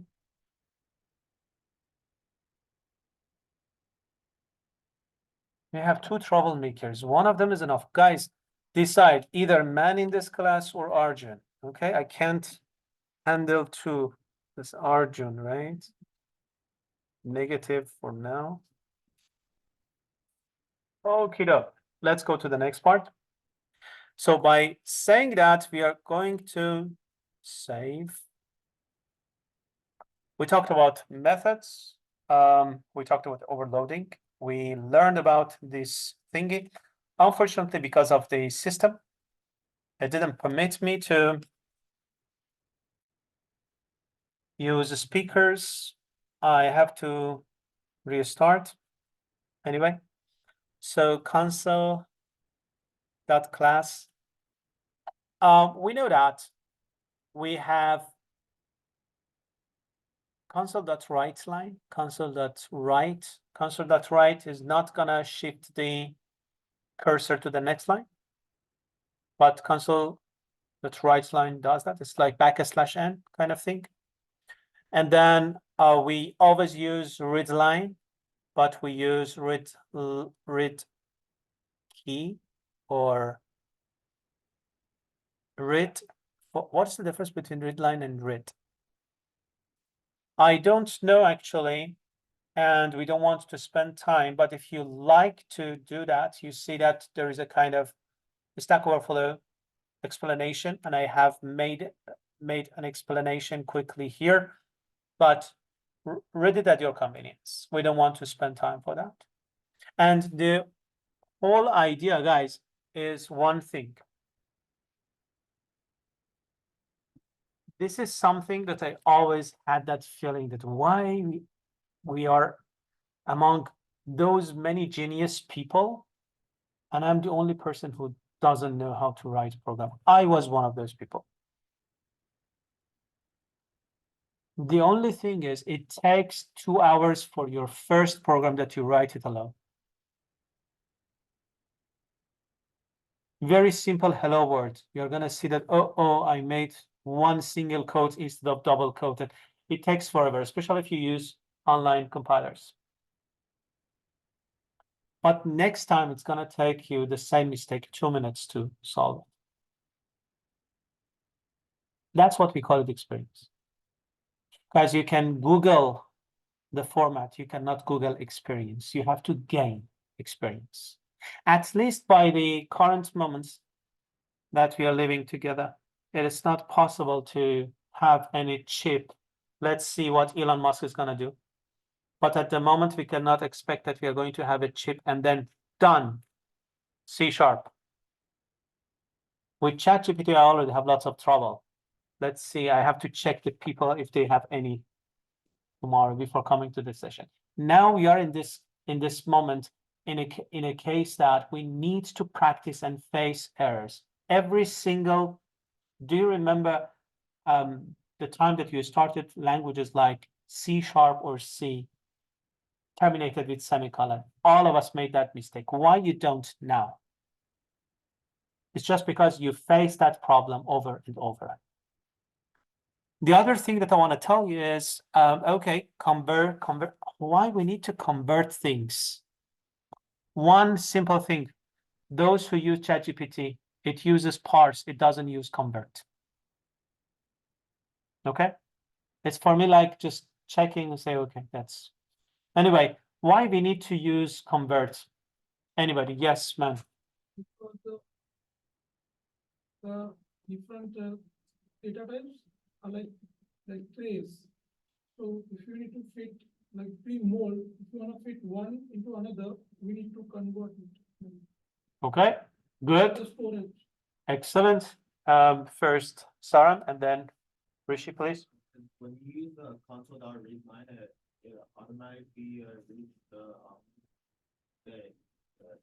input as like a string, so you need to convert it to. Good. Except Saram, everybody received bonus. Your bonuses are conditional. You should stay till the last moment of the exam.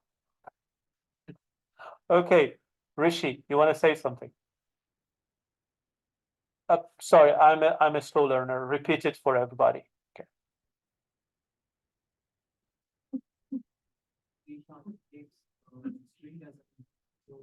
Uh-huh.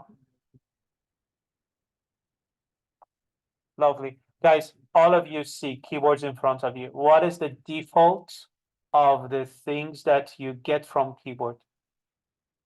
Strings, right? The default is strings because you can enter numbers, you can enter characters, everything. So imagine that you want to get numbers. You get a number, you convert it to integer, for example, or to double, based on the nature of the number that you want to get from the user, right? And you store it somewhere. So that's why we use all these things. We all have used other things like how, sqrt, or square. We said math.sqrt or math.pow, 2 comma 4 means 2 to the power of 4. And the string classes, you remember that Mary had a lamb example that we had in the previous semester. So we said dot split, and it just made fraction between all the elements based on the spaces. Huh? Good. The next thing is there anything new here? We just say public static double. I always make mistake that which part should be first. Is it static should be first or void should be first, for example? There is one good cheat sheet for us. Static void main. First, it should be static, then it should be integer or void, whatever you want. And main is the name of a method, right? So static type name, right? Static void main. Does that make sense? And then the next thing is the summary. Just read it at your convenience. And these are the questions that we are going to have and answer. But apart from it, I just quickly, because we already have, I want to make sure that before 12:30, definitely, I try to finish it at 12:20. We covered everything that I've already covered for the other classes. So without any further delay, I'm gonna go to the type. And I want to remind you to remind me something. What was it? Discussion. Awesome. So discussion. Guys, especially newcomers, do you see the mechanism that we have for bonus kind of thing? Okay. Just quickly see this. This is one example. This is one of the sections that I had. Don't freak out. These are the people who I was not able to help them to get a successful result. That's the best way that I can. But these people are those who help the economy of Canada. Means they register, but they don't come to the class. I strongly recommend, guys, please come to the class. Even if you can learn one thing, and that would be from your friends, it's really worth it. But the important part is this, guys. Do you see that? How many A pluses we have here? Right? The funny thing is this part. For most of people, like 108, if you deduct 9 out of it, it's going to be 99 almost.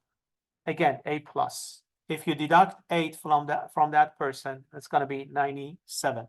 It's if you deduct 10 from this person, it's going to be 96. 5 from that. You see, actually, for instance, this person got 19. If you take those bonus marks that I gave them, it's going to be still A plus. It's a funny thing in here. Technically, you think that I give you bonus marks. You gained your A plus yourself. If you come to the class regularly and do everything that everybody does, technically there is no other way that you get A plus. Does that make sense? This is one of the classes that I was not very happy. You see the average 66. Do you know what is the force on me? As a prop, they say that you have to make your average 75. Bell curve should be 75. This is something that, guys, they do it. This is one of the classes that I had. Okay, look at the other class. The same year, I am the same professor. Look at the other class. What is the average? 93. Means one thing. I don't care about regulations that those are not correct regulations. Nobody can put coat on my head and say that, hey, it should be. It's a kind of unwritten regulation that, Reza, if you want to be safe, the class average should be 75. No, if people work, I'm not going to deduct their mark. They should get A plus, even if majority of the class. You see here. And if they don't do, in one of the classes that they had, 56% of the class failed because they didn't show up simply. They didn't show up. How could I just pass people when they didn't participate in midterm and final? You know, should I worry about that? Long story short, guys, when I come to any class, I consider every one of you as A plus, potential A pluses, right? That's my intention. Getting to the next part, thanks for reminding me. Getting to the part that they already said, everything that we have in C# is either class or objects.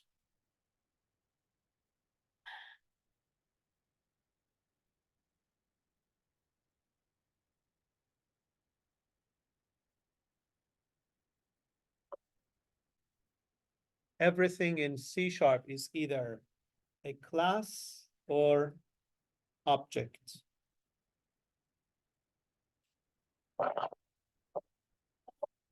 Reza, you said before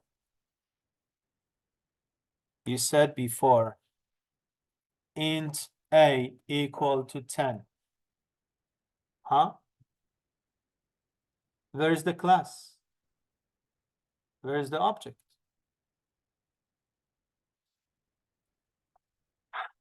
Next week, you're gonna have the answer.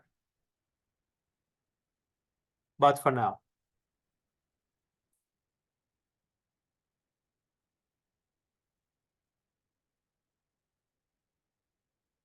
what is your favorite car? Oh, Honda Civic, seriously. I use another car to get me to one place to another. Then get Toyota.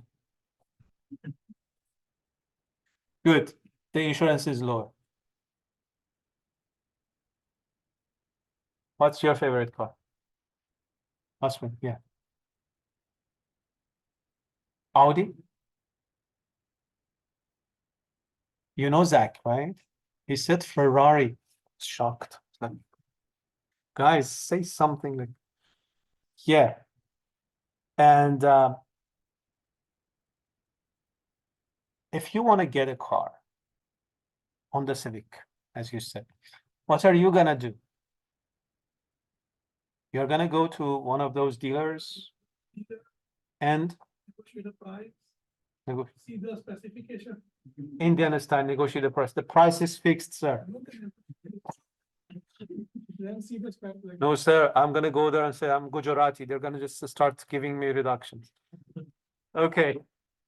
So test drive. The most important thing is test drive. see the, yeah, see the specifications.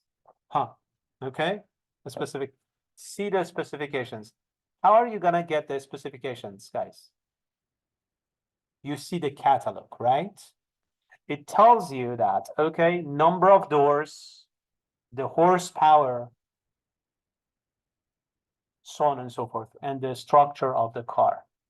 If you see the catalog, I'm talking about the catalog. Is it going to show you the color as well? The final color? No. You know what I'm saying? It tells you something about the future. I know what you're thinking. No, no. Perish. She thought about the catalogs that has color. Imagine that we have now 3 troublemakers. I changed my example. Who wants to buy a house? Everybody. Who doesn't want?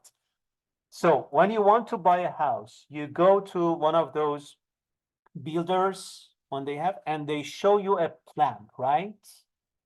Do you see the color of the wall when you see the plan? No. Guys, first they show you the plan. Later, when it is 2-3 months before giving you the house, you can go there and say, okay, I want a gray kind of, or white, or this kind of theme for the color. Does that make sense?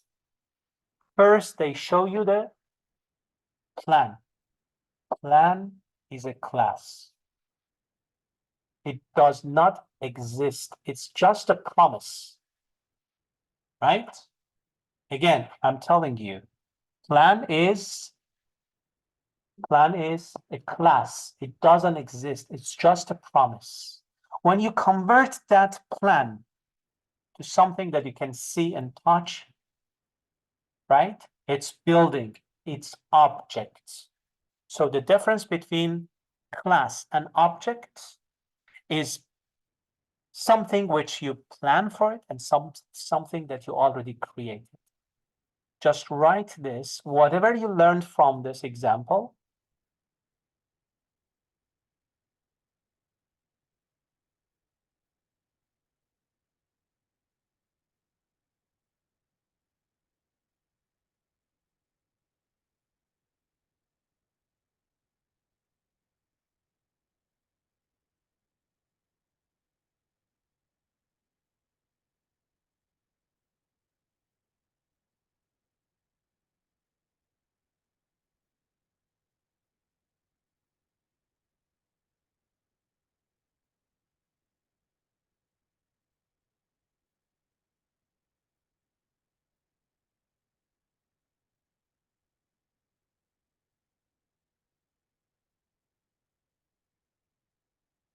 Is it clear for everybody? Yeah. Nice. Anyone remembers when we want to define an array of integers, what should we say? Uh-huh. It's, Okay. and the variable not to Imagine that I want to say my array, right? And then we are gonna say what? Curly braces? the number. That's one way, but I'm lazy. Everybody knows people. So new, what else? Int number of elements that we want to have, for instance, 5, and this one. Huh?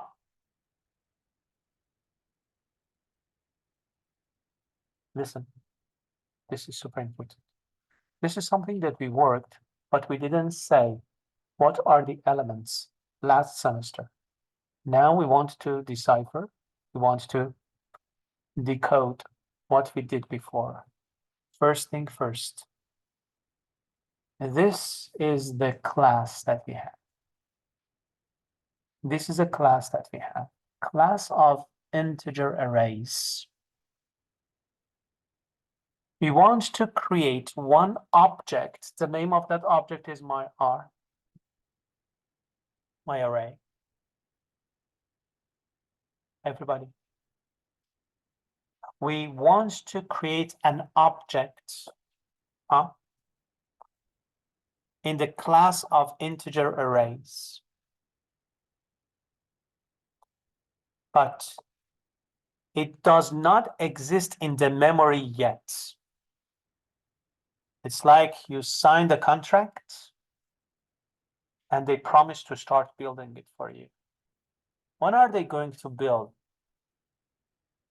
New. New means, hey, go to the memory and allocate for me that thing. And if you ask me that, Reza, why this side you have int brackets, but this side you have this one? I don't know. We are gonna see it. Next week, we are gonna see the concept, okay? So we almost know what is happening. Whenever you see new keyword, it means that I want to occupy memory. In computer, when a class wants to become an object, you need to occupy memory for it. And that happens through new.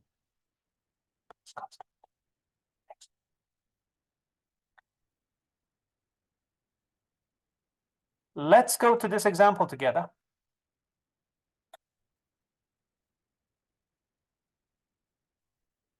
Very clear, right? Imagine that I want to define a rectangle. A rectangle has width and length. Huh? Everyone? Rectangle has widths and lengths. Man, imagine that you want to have one rectangle. That is more than enough. You say int length, int width, right? That's this. You're gonna just say, for instance, multiplying length and widths, and it's going to be your rectangle area. Print it. Fine. What if you want to have two rectangles? I'm gonna say length 1, length 2, width 1, width 2. How about 100? Length 1, length 2, length 3. Just count the number. This is the point that we see that we need something better. And that is the definition of class. Class is something like a stamp, and you generate. You have one stamp and you start on it, printing, right? Based on that. Everybody, for now, please just write this super simple, these lines.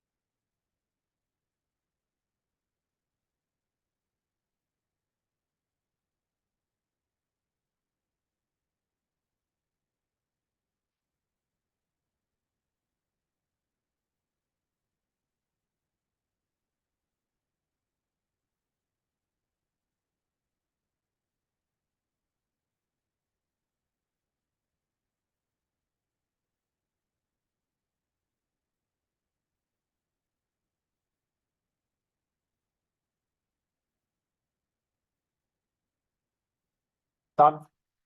Let's go to this definition. Listen, we create one class. We say that the class is called rectangle, right? And it has two things. What are those things? We have two things that they hold values. One of them is length and the other one is width, right? We call them, they are fields. So the place that we store values would be what? Fields. Okay, let me ask you something. Imagine that we are talking about a class house. What are the fields that you can name? I'm gonna start the square feet, right? If you create this apartment, it's gonna be, for instance, 600 square feet. If you create that apartment, it's going to be 500 square feet. The other one, 1000, and so on and so forth. Does that make sense? What is the other field that you can have? The class house. Number of bedrooms, number of washrooms, the color of the wall, the tile color, for example, right?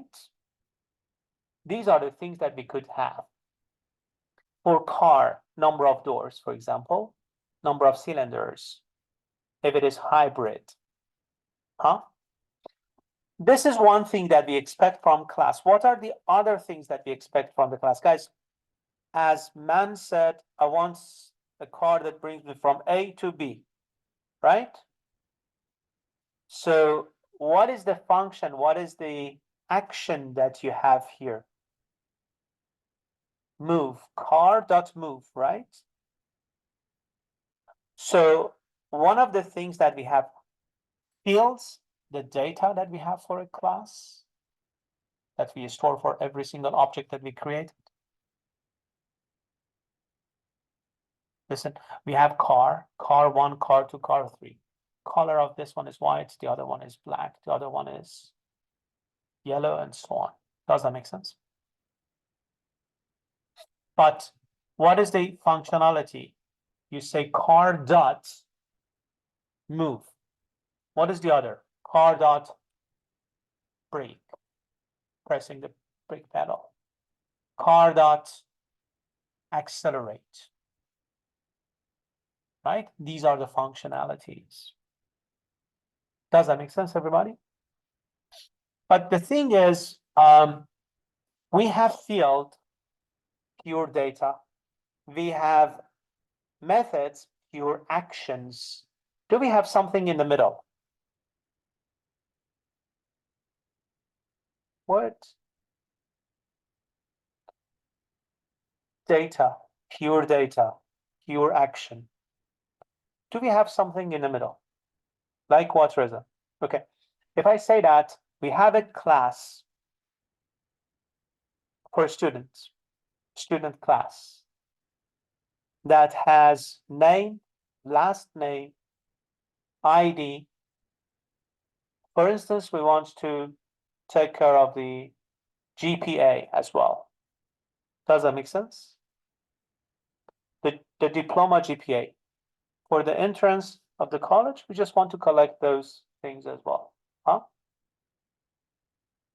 What if somebody enters negative GPA? Is it acceptable?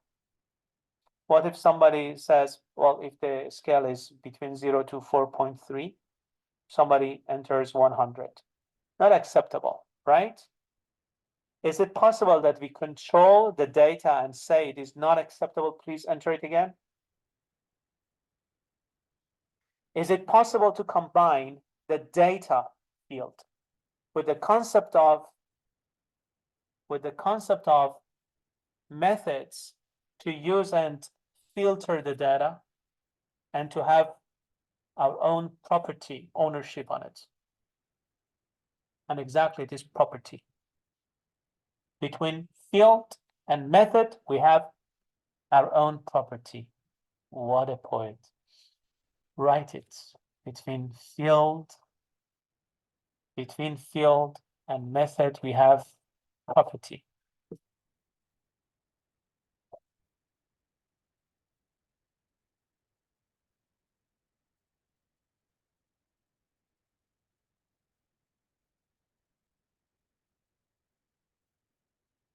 Mixon, between field and method, we have property, right? Awesome, great. Listen to me. Here we have only fields. We didn't show any property. I want you to create that class and then the whole code. Please type it, muscle memory.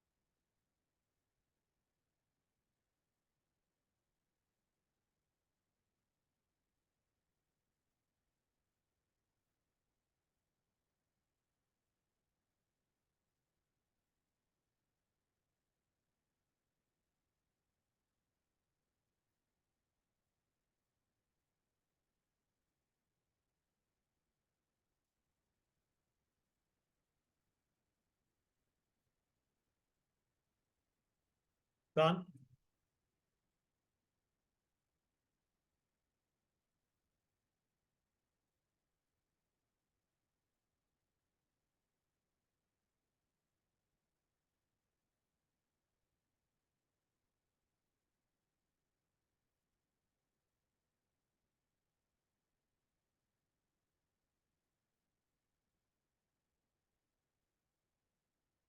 Santiago? No worries, I just wanted. No. I just wanted to check the names, to see. Yeah, sorry. I have Alejandro. Yes, yeah. Okay.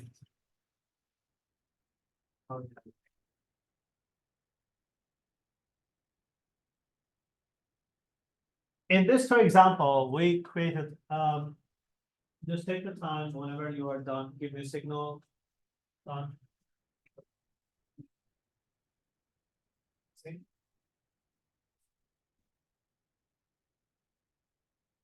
Okay. In this, for example, we generated two objects out of the class. One of them is big rectangle, the other one is small rectangle. Look at this. The first one, when we say rectangle, big rectangle, we just declare it. We say, hey, sign the contract. We are going to build a rectangle for you. And the next line, we say, big rect is equal to new. This is the time that you construct the building. You occupy memory by saying new rectangle. And the question is why we have rectangle without parentheses and we have another rectangle with parentheses. And simply because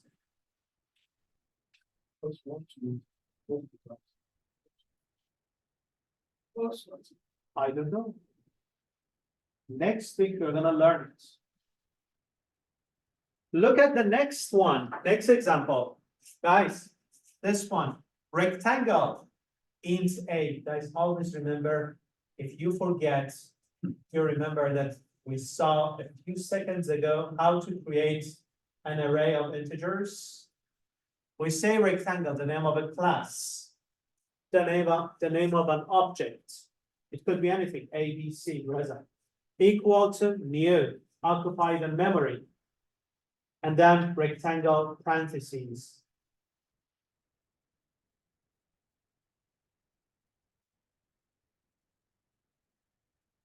When you create that object, what are the fields that we had in this object? Tell me. Length and width. Guys, it's very simple. It's like you ordered something, it has two drawers, and the drawers are empty at the beginning. You just put 8 and 5 for length and width of the first object. You put 3 and 2 into the two drawers of the second object. Does that make sense? At the beginning, it is empty, they are empty. Right? So again, everything is fine. 100%. Not enough. Let's go and make another example together. Guys, the only thing that I like to have after this class, look at everything as a class and object. And it is very philosophical kind of thing. Aristotle was the first person who thought about this. We have a concept, that concept is class. He said we don't have the actual horse. We have a class of horse. Every horse has color, number of legs, result number of legs is 4. No, what if a horse has problem, this has 3 legs, right? So we have a concept of horse, the ideal, and then we are gonna initialize those values. Guys, these concepts, they have come from our philosophy of life. And that's the beauty of programming. For me, it's like, connecting all those dots. When we leave this class, let's look at everything. We have class of computers. We have class of monitors, 28 inches, 32 inches, and so on and so forth, right? 4K or something, so they have some fields there. And they have some functionalities, turning on, turning off, increasing the color, the saturation of the color, decreasing that, right? And is it possible to use, for instance, over 240 volts or less than 110? Wow, we have properties, it's not acceptable. So look at everything when you leave the class as class. We have a class of unit. And in that sense, if you look, all the things are the same. Let's go to the next parts together.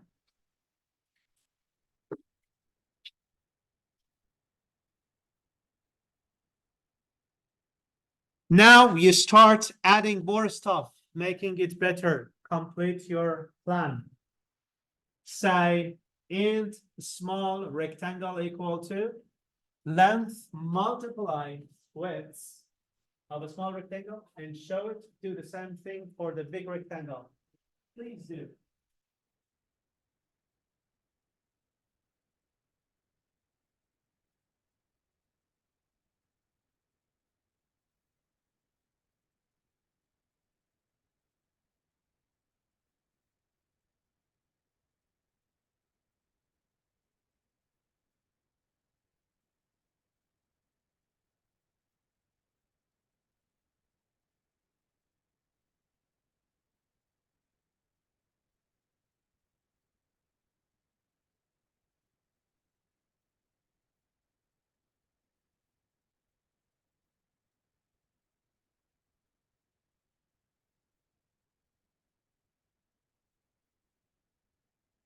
Yes. We are the one who declare the property as well as mention the property. Like in this length and we declare it's a class rectangle with length and width. Okay, I'm gonna explain it in no time. Right? So you're talking about the class? The one- So we declare that the rectangle have this many properties, right? Yes. And is it possible to define functions in it? We're gonna see that. Okay. Guys, what is not that much proper in this definition? We wanted to have something like calculating the area, and we did it separately 2 times. Is it efficient? No. Is it correct? Yes, sure. But is it efficient? That's always the question that we should have as engineers. Okay, just have it in mind, please. We want to bring it to the next level together.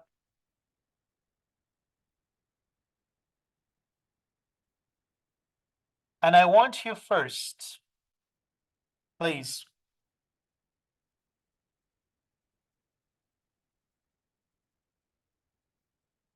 Add those methods. One of them is static void describe rectangle. The other one, static void calculate and display area of rectangle. Short names, right? And then the last one, create rectangle.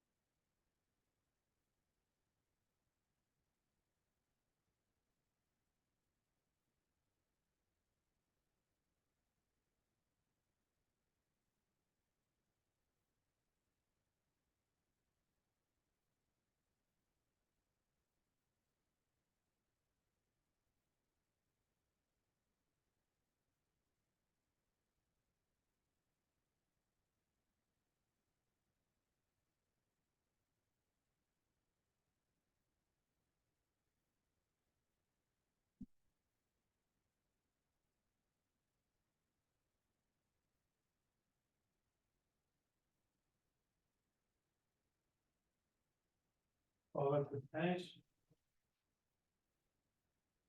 Raise your hand.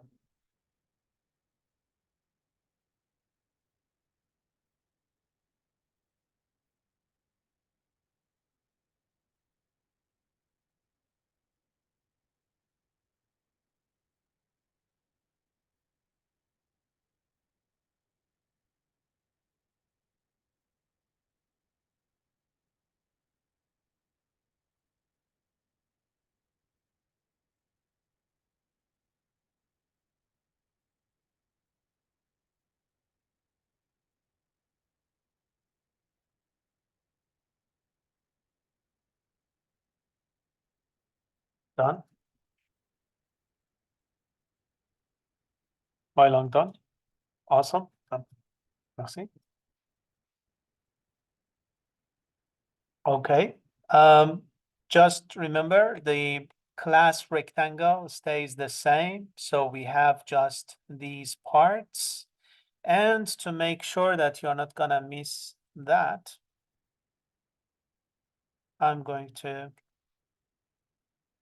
just take a snapshot from this part.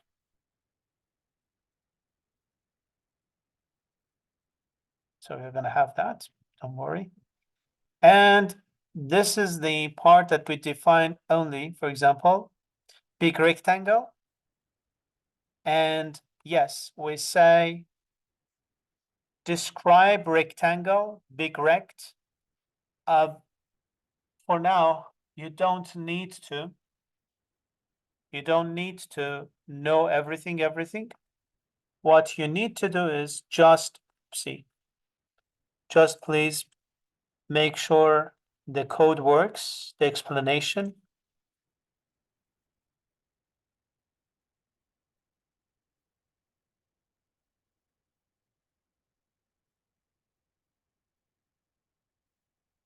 Has limited importance for now.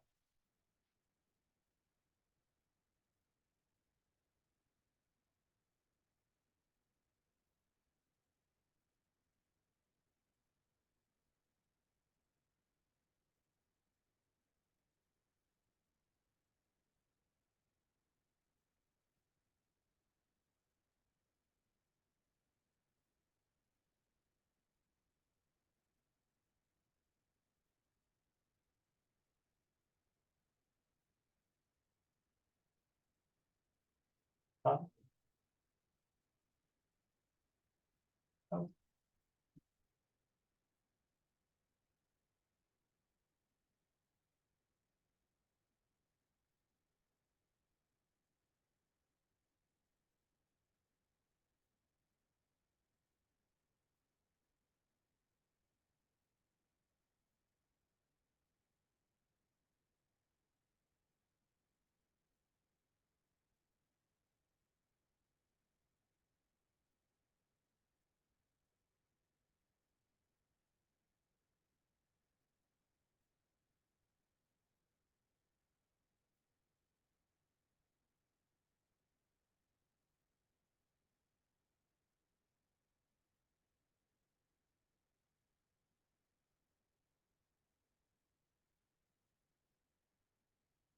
Whoever could finish, please give me a signal.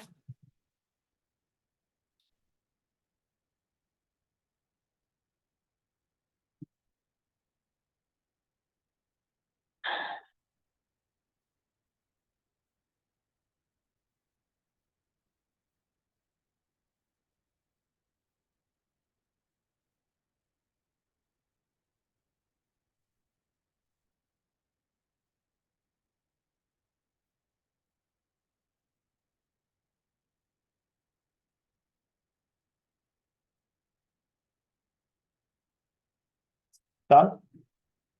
Awesome. Done.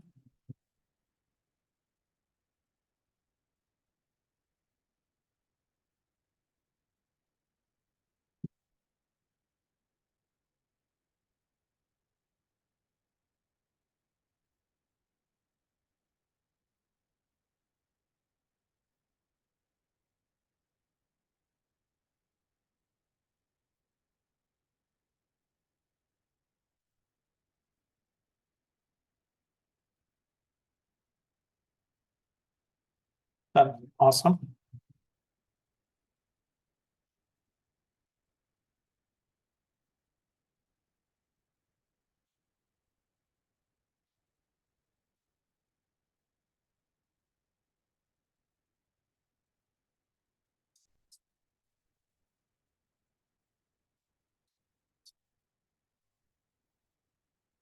Those who couldn't finish, don't worry. Now the code is inside. It's a bad feeling, right? We tried our best to type and now the code is okay. The intention is just make sure everybody is on the same page. And I didn't have actually time to read what is happening in the code. You have 5 minutes to first run the code, right? Look, this is what I don't like. Just immediately show the thing. Where is the last thing? The area is, okay. After this, I should say console dot read key. And it's going to show a nice, neat, let me just add this one, Control C here. And don't forget to say Control S result. Okay. And if I run it now, nice, neat, clean, it just shows the answer, right? Intentionally, I want you to try to explain it in a group of 2 or 3. This group can be 4. Explain the code to each other and see what is happening. Later, I'm gonna tell you where to start, but first, try your best.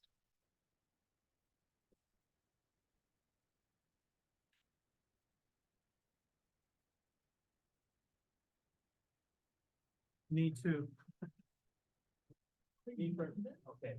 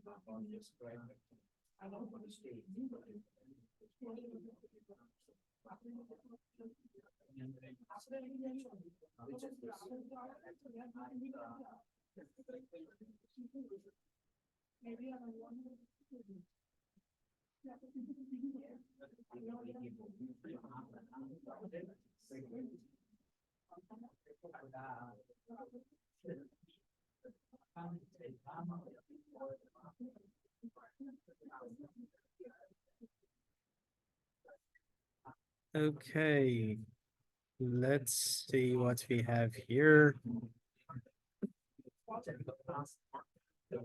How's everything, Arafat? Doing great, sir. Okay, Just awesome. trying to- You could follow everything so far?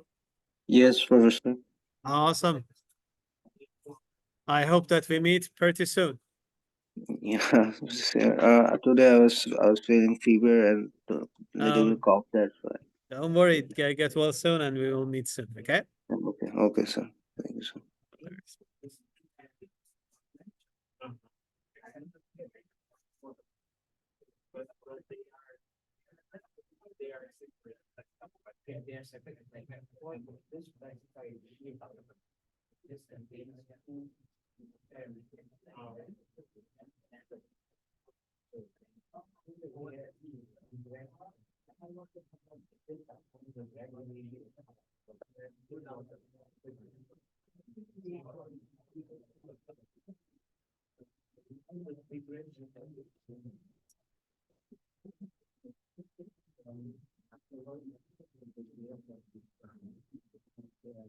How's everything so far?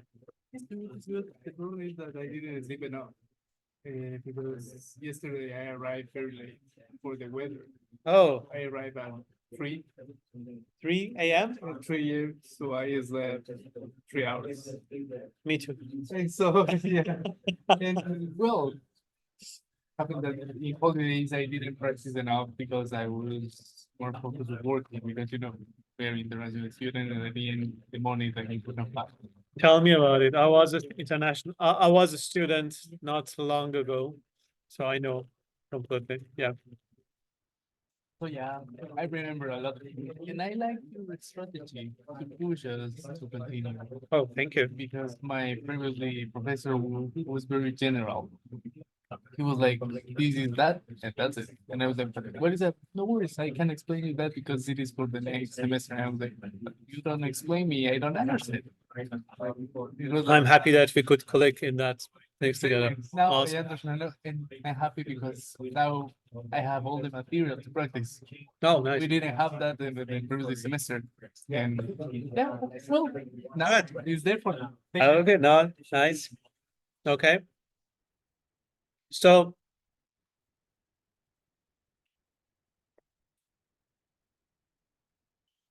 sorry. Okay.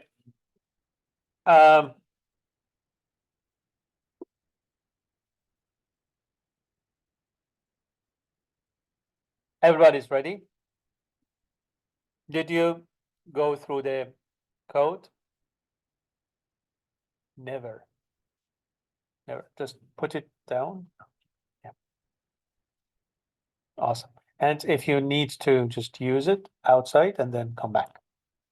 I think that pretty soon people are going to get to the point that using phone and talking over the phone would be something like smoking cigarette. In 1950s and 1960s, people smoke everywhere in the class of the universities. Can you imagine?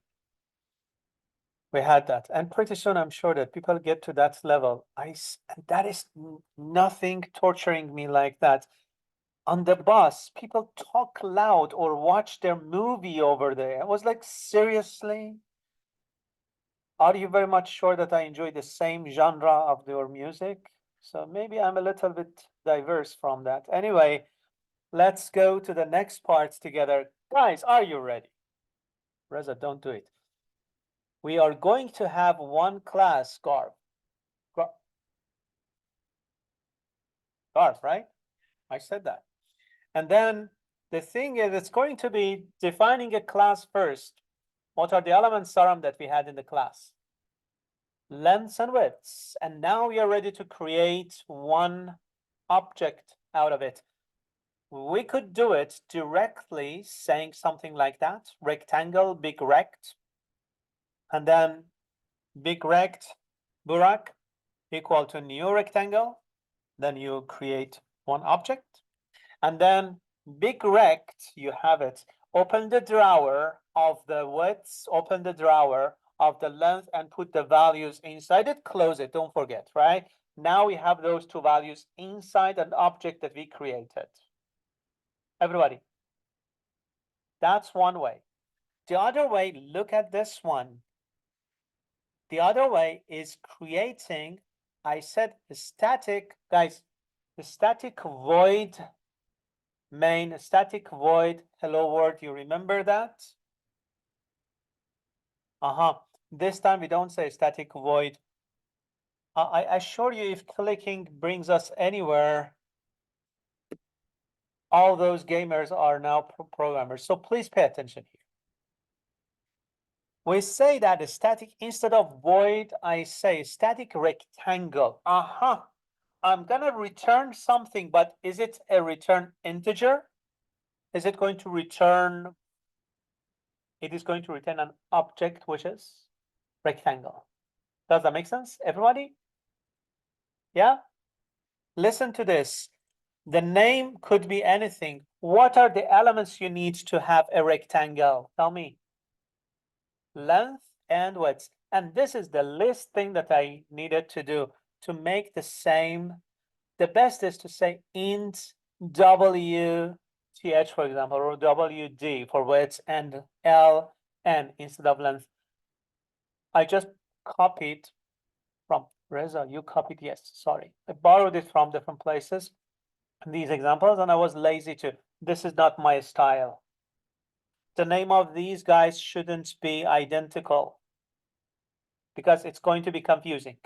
Yes, we are going to use a keyword later. We are going to learn that points that this is different from the others. But anyway, we pass those widths and length.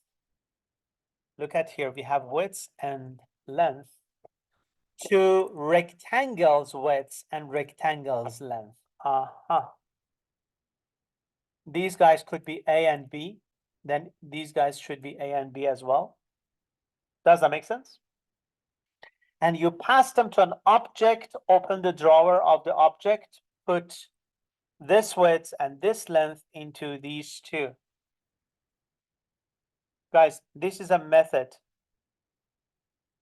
After you create that saying rectangle, rect, new rectangle, and you create it, you are gonna return that rectangle.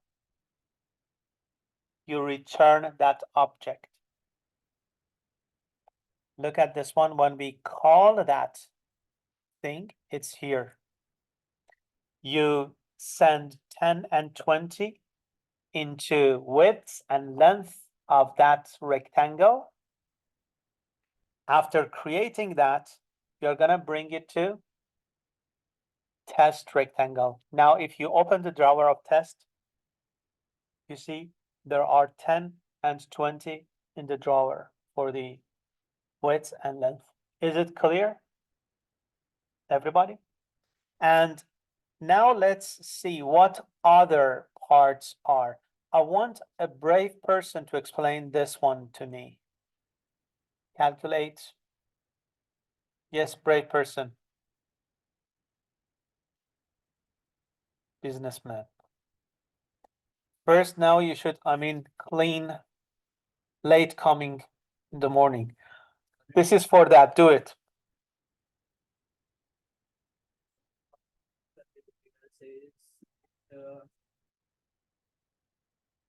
This directs it to the class rectangle, and from there you have already created a variable called react, which is a different rectangle which has its width and length. You have defined an variable area. Okay, just correct me if I'm saying nonsense. You mean that you're gonna get one input value there, and that is not integer, that's not a string. It's what is the texture of that? It's rectangle. It's an object, but what is the texture of that object? It's rectangle. And because it is rectangle, it already has width and length. Does that make sense, guys? It already has width and length. True? Okay, what else? Then you create a variable area. We create a variable area. Lovely. Where you point the function to find the width and length, and then multiply those. We say, hey, the object that I pass to you has length and width. Multiply those two guys, save it inside the area, and then in this one it displays it. Osman, do you think that it's the best way to just display? What a trick question.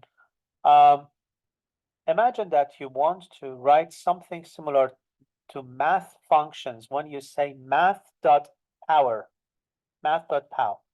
2, 4, it returns 16. It doesn't say that the power of the result is. The best is to return something.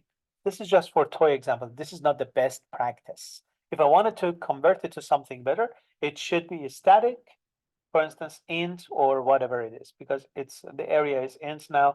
You should say static int and return that value. Does that make sense? Okay. Thank you very much. I clean your negative mark. Don't worry. Yeah. Okay. Next, brave person. Yes, please. We already talked about this one, right? So let's go to describe rectangle thing. Is there anything else apart from this? No, that's T. Please, go ahead.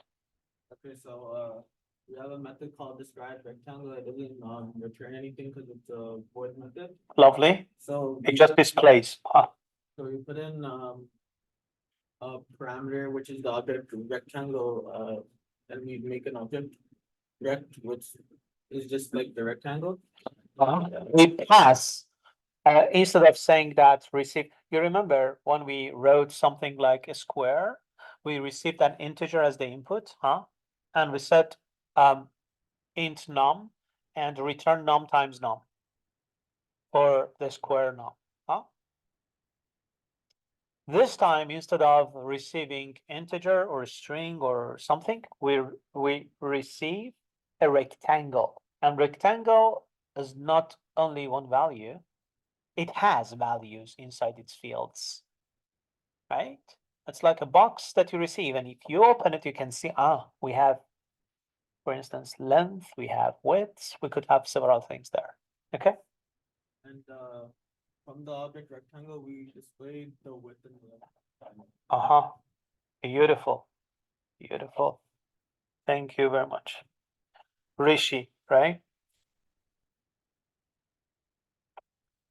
Thank you, sir. Do you remember the time I explained this one?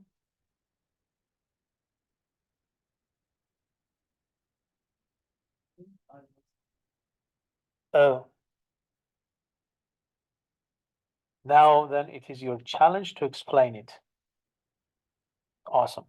So in this, we are creating a method in which the return value will be type rectangle. Lovely. So apparently, guys, if you stay out and then come, you can just explain that nicely like him. Awesome. So we are not going to say static void. We are not going to say static int, static. It's going to be a static rectangle because we are going to return an object. And what is the texture? What is the feeling of? It's going to be a rectangle which has length and width. Simplest way, please. As we know, we have described earlier that it has two properties, that's width and length. So we'll be taking width and length as the parameters, and in that we will be this time we will be describing a new like storage for the new rectangle. So after that we will be describing the width of the new rectangle that we will be creating. So the width of the new rectangle will be the width that we will be like taking as a parameter. So the width from there will go to this width, and the length will from there will go to the length of the property of the new rectangle.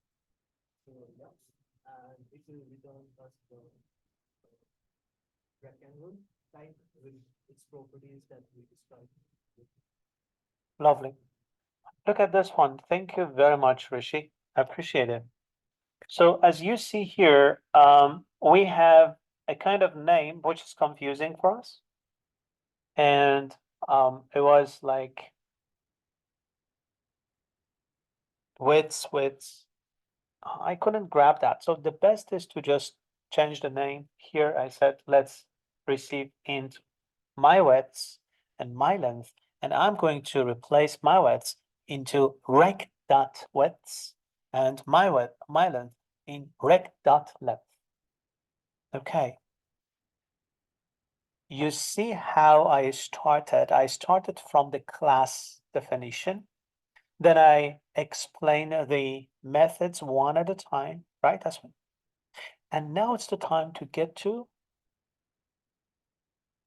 the main. Here in the first part, based on the class that I defined, we declare an object called big rect. Guys, true, false. Big rect in line 5 already occupied memory. True, false. It's just a promise.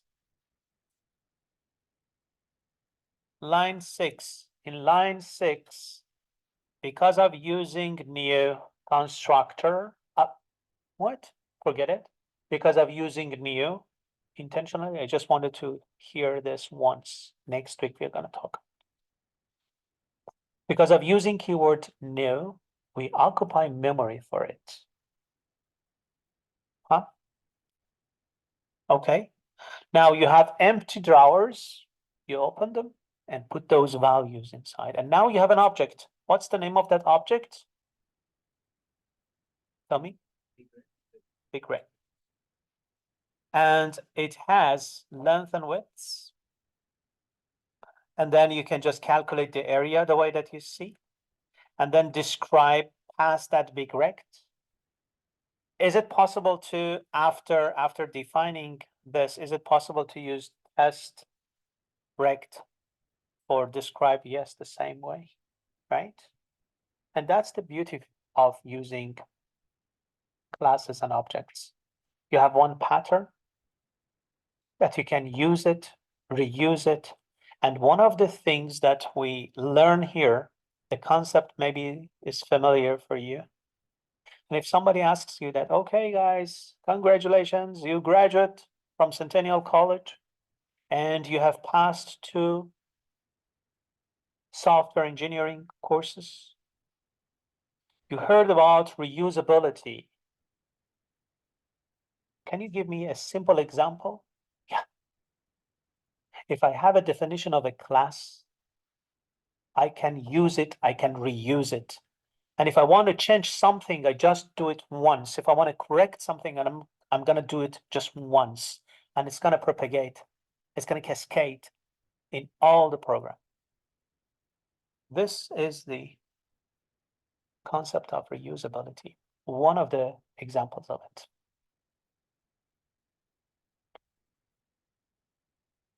The last thing that we are going to do, I'm happy that I feel you all started grabbing the concept deeply. To just kick off the concept, to think that we are comfortable, I want you to define a class called car and define 2 fields for it. And the fields is max speed. The fields are max speed and color, as simple as that.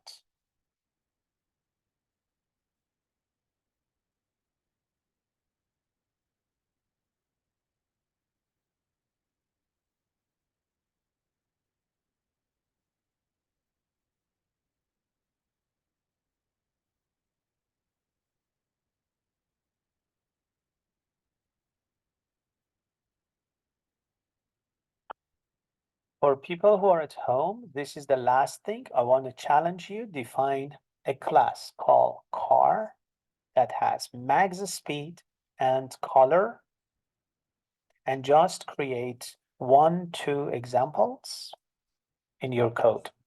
By saying that, I'm going to close the recording. Thank you very much. And that's it for today.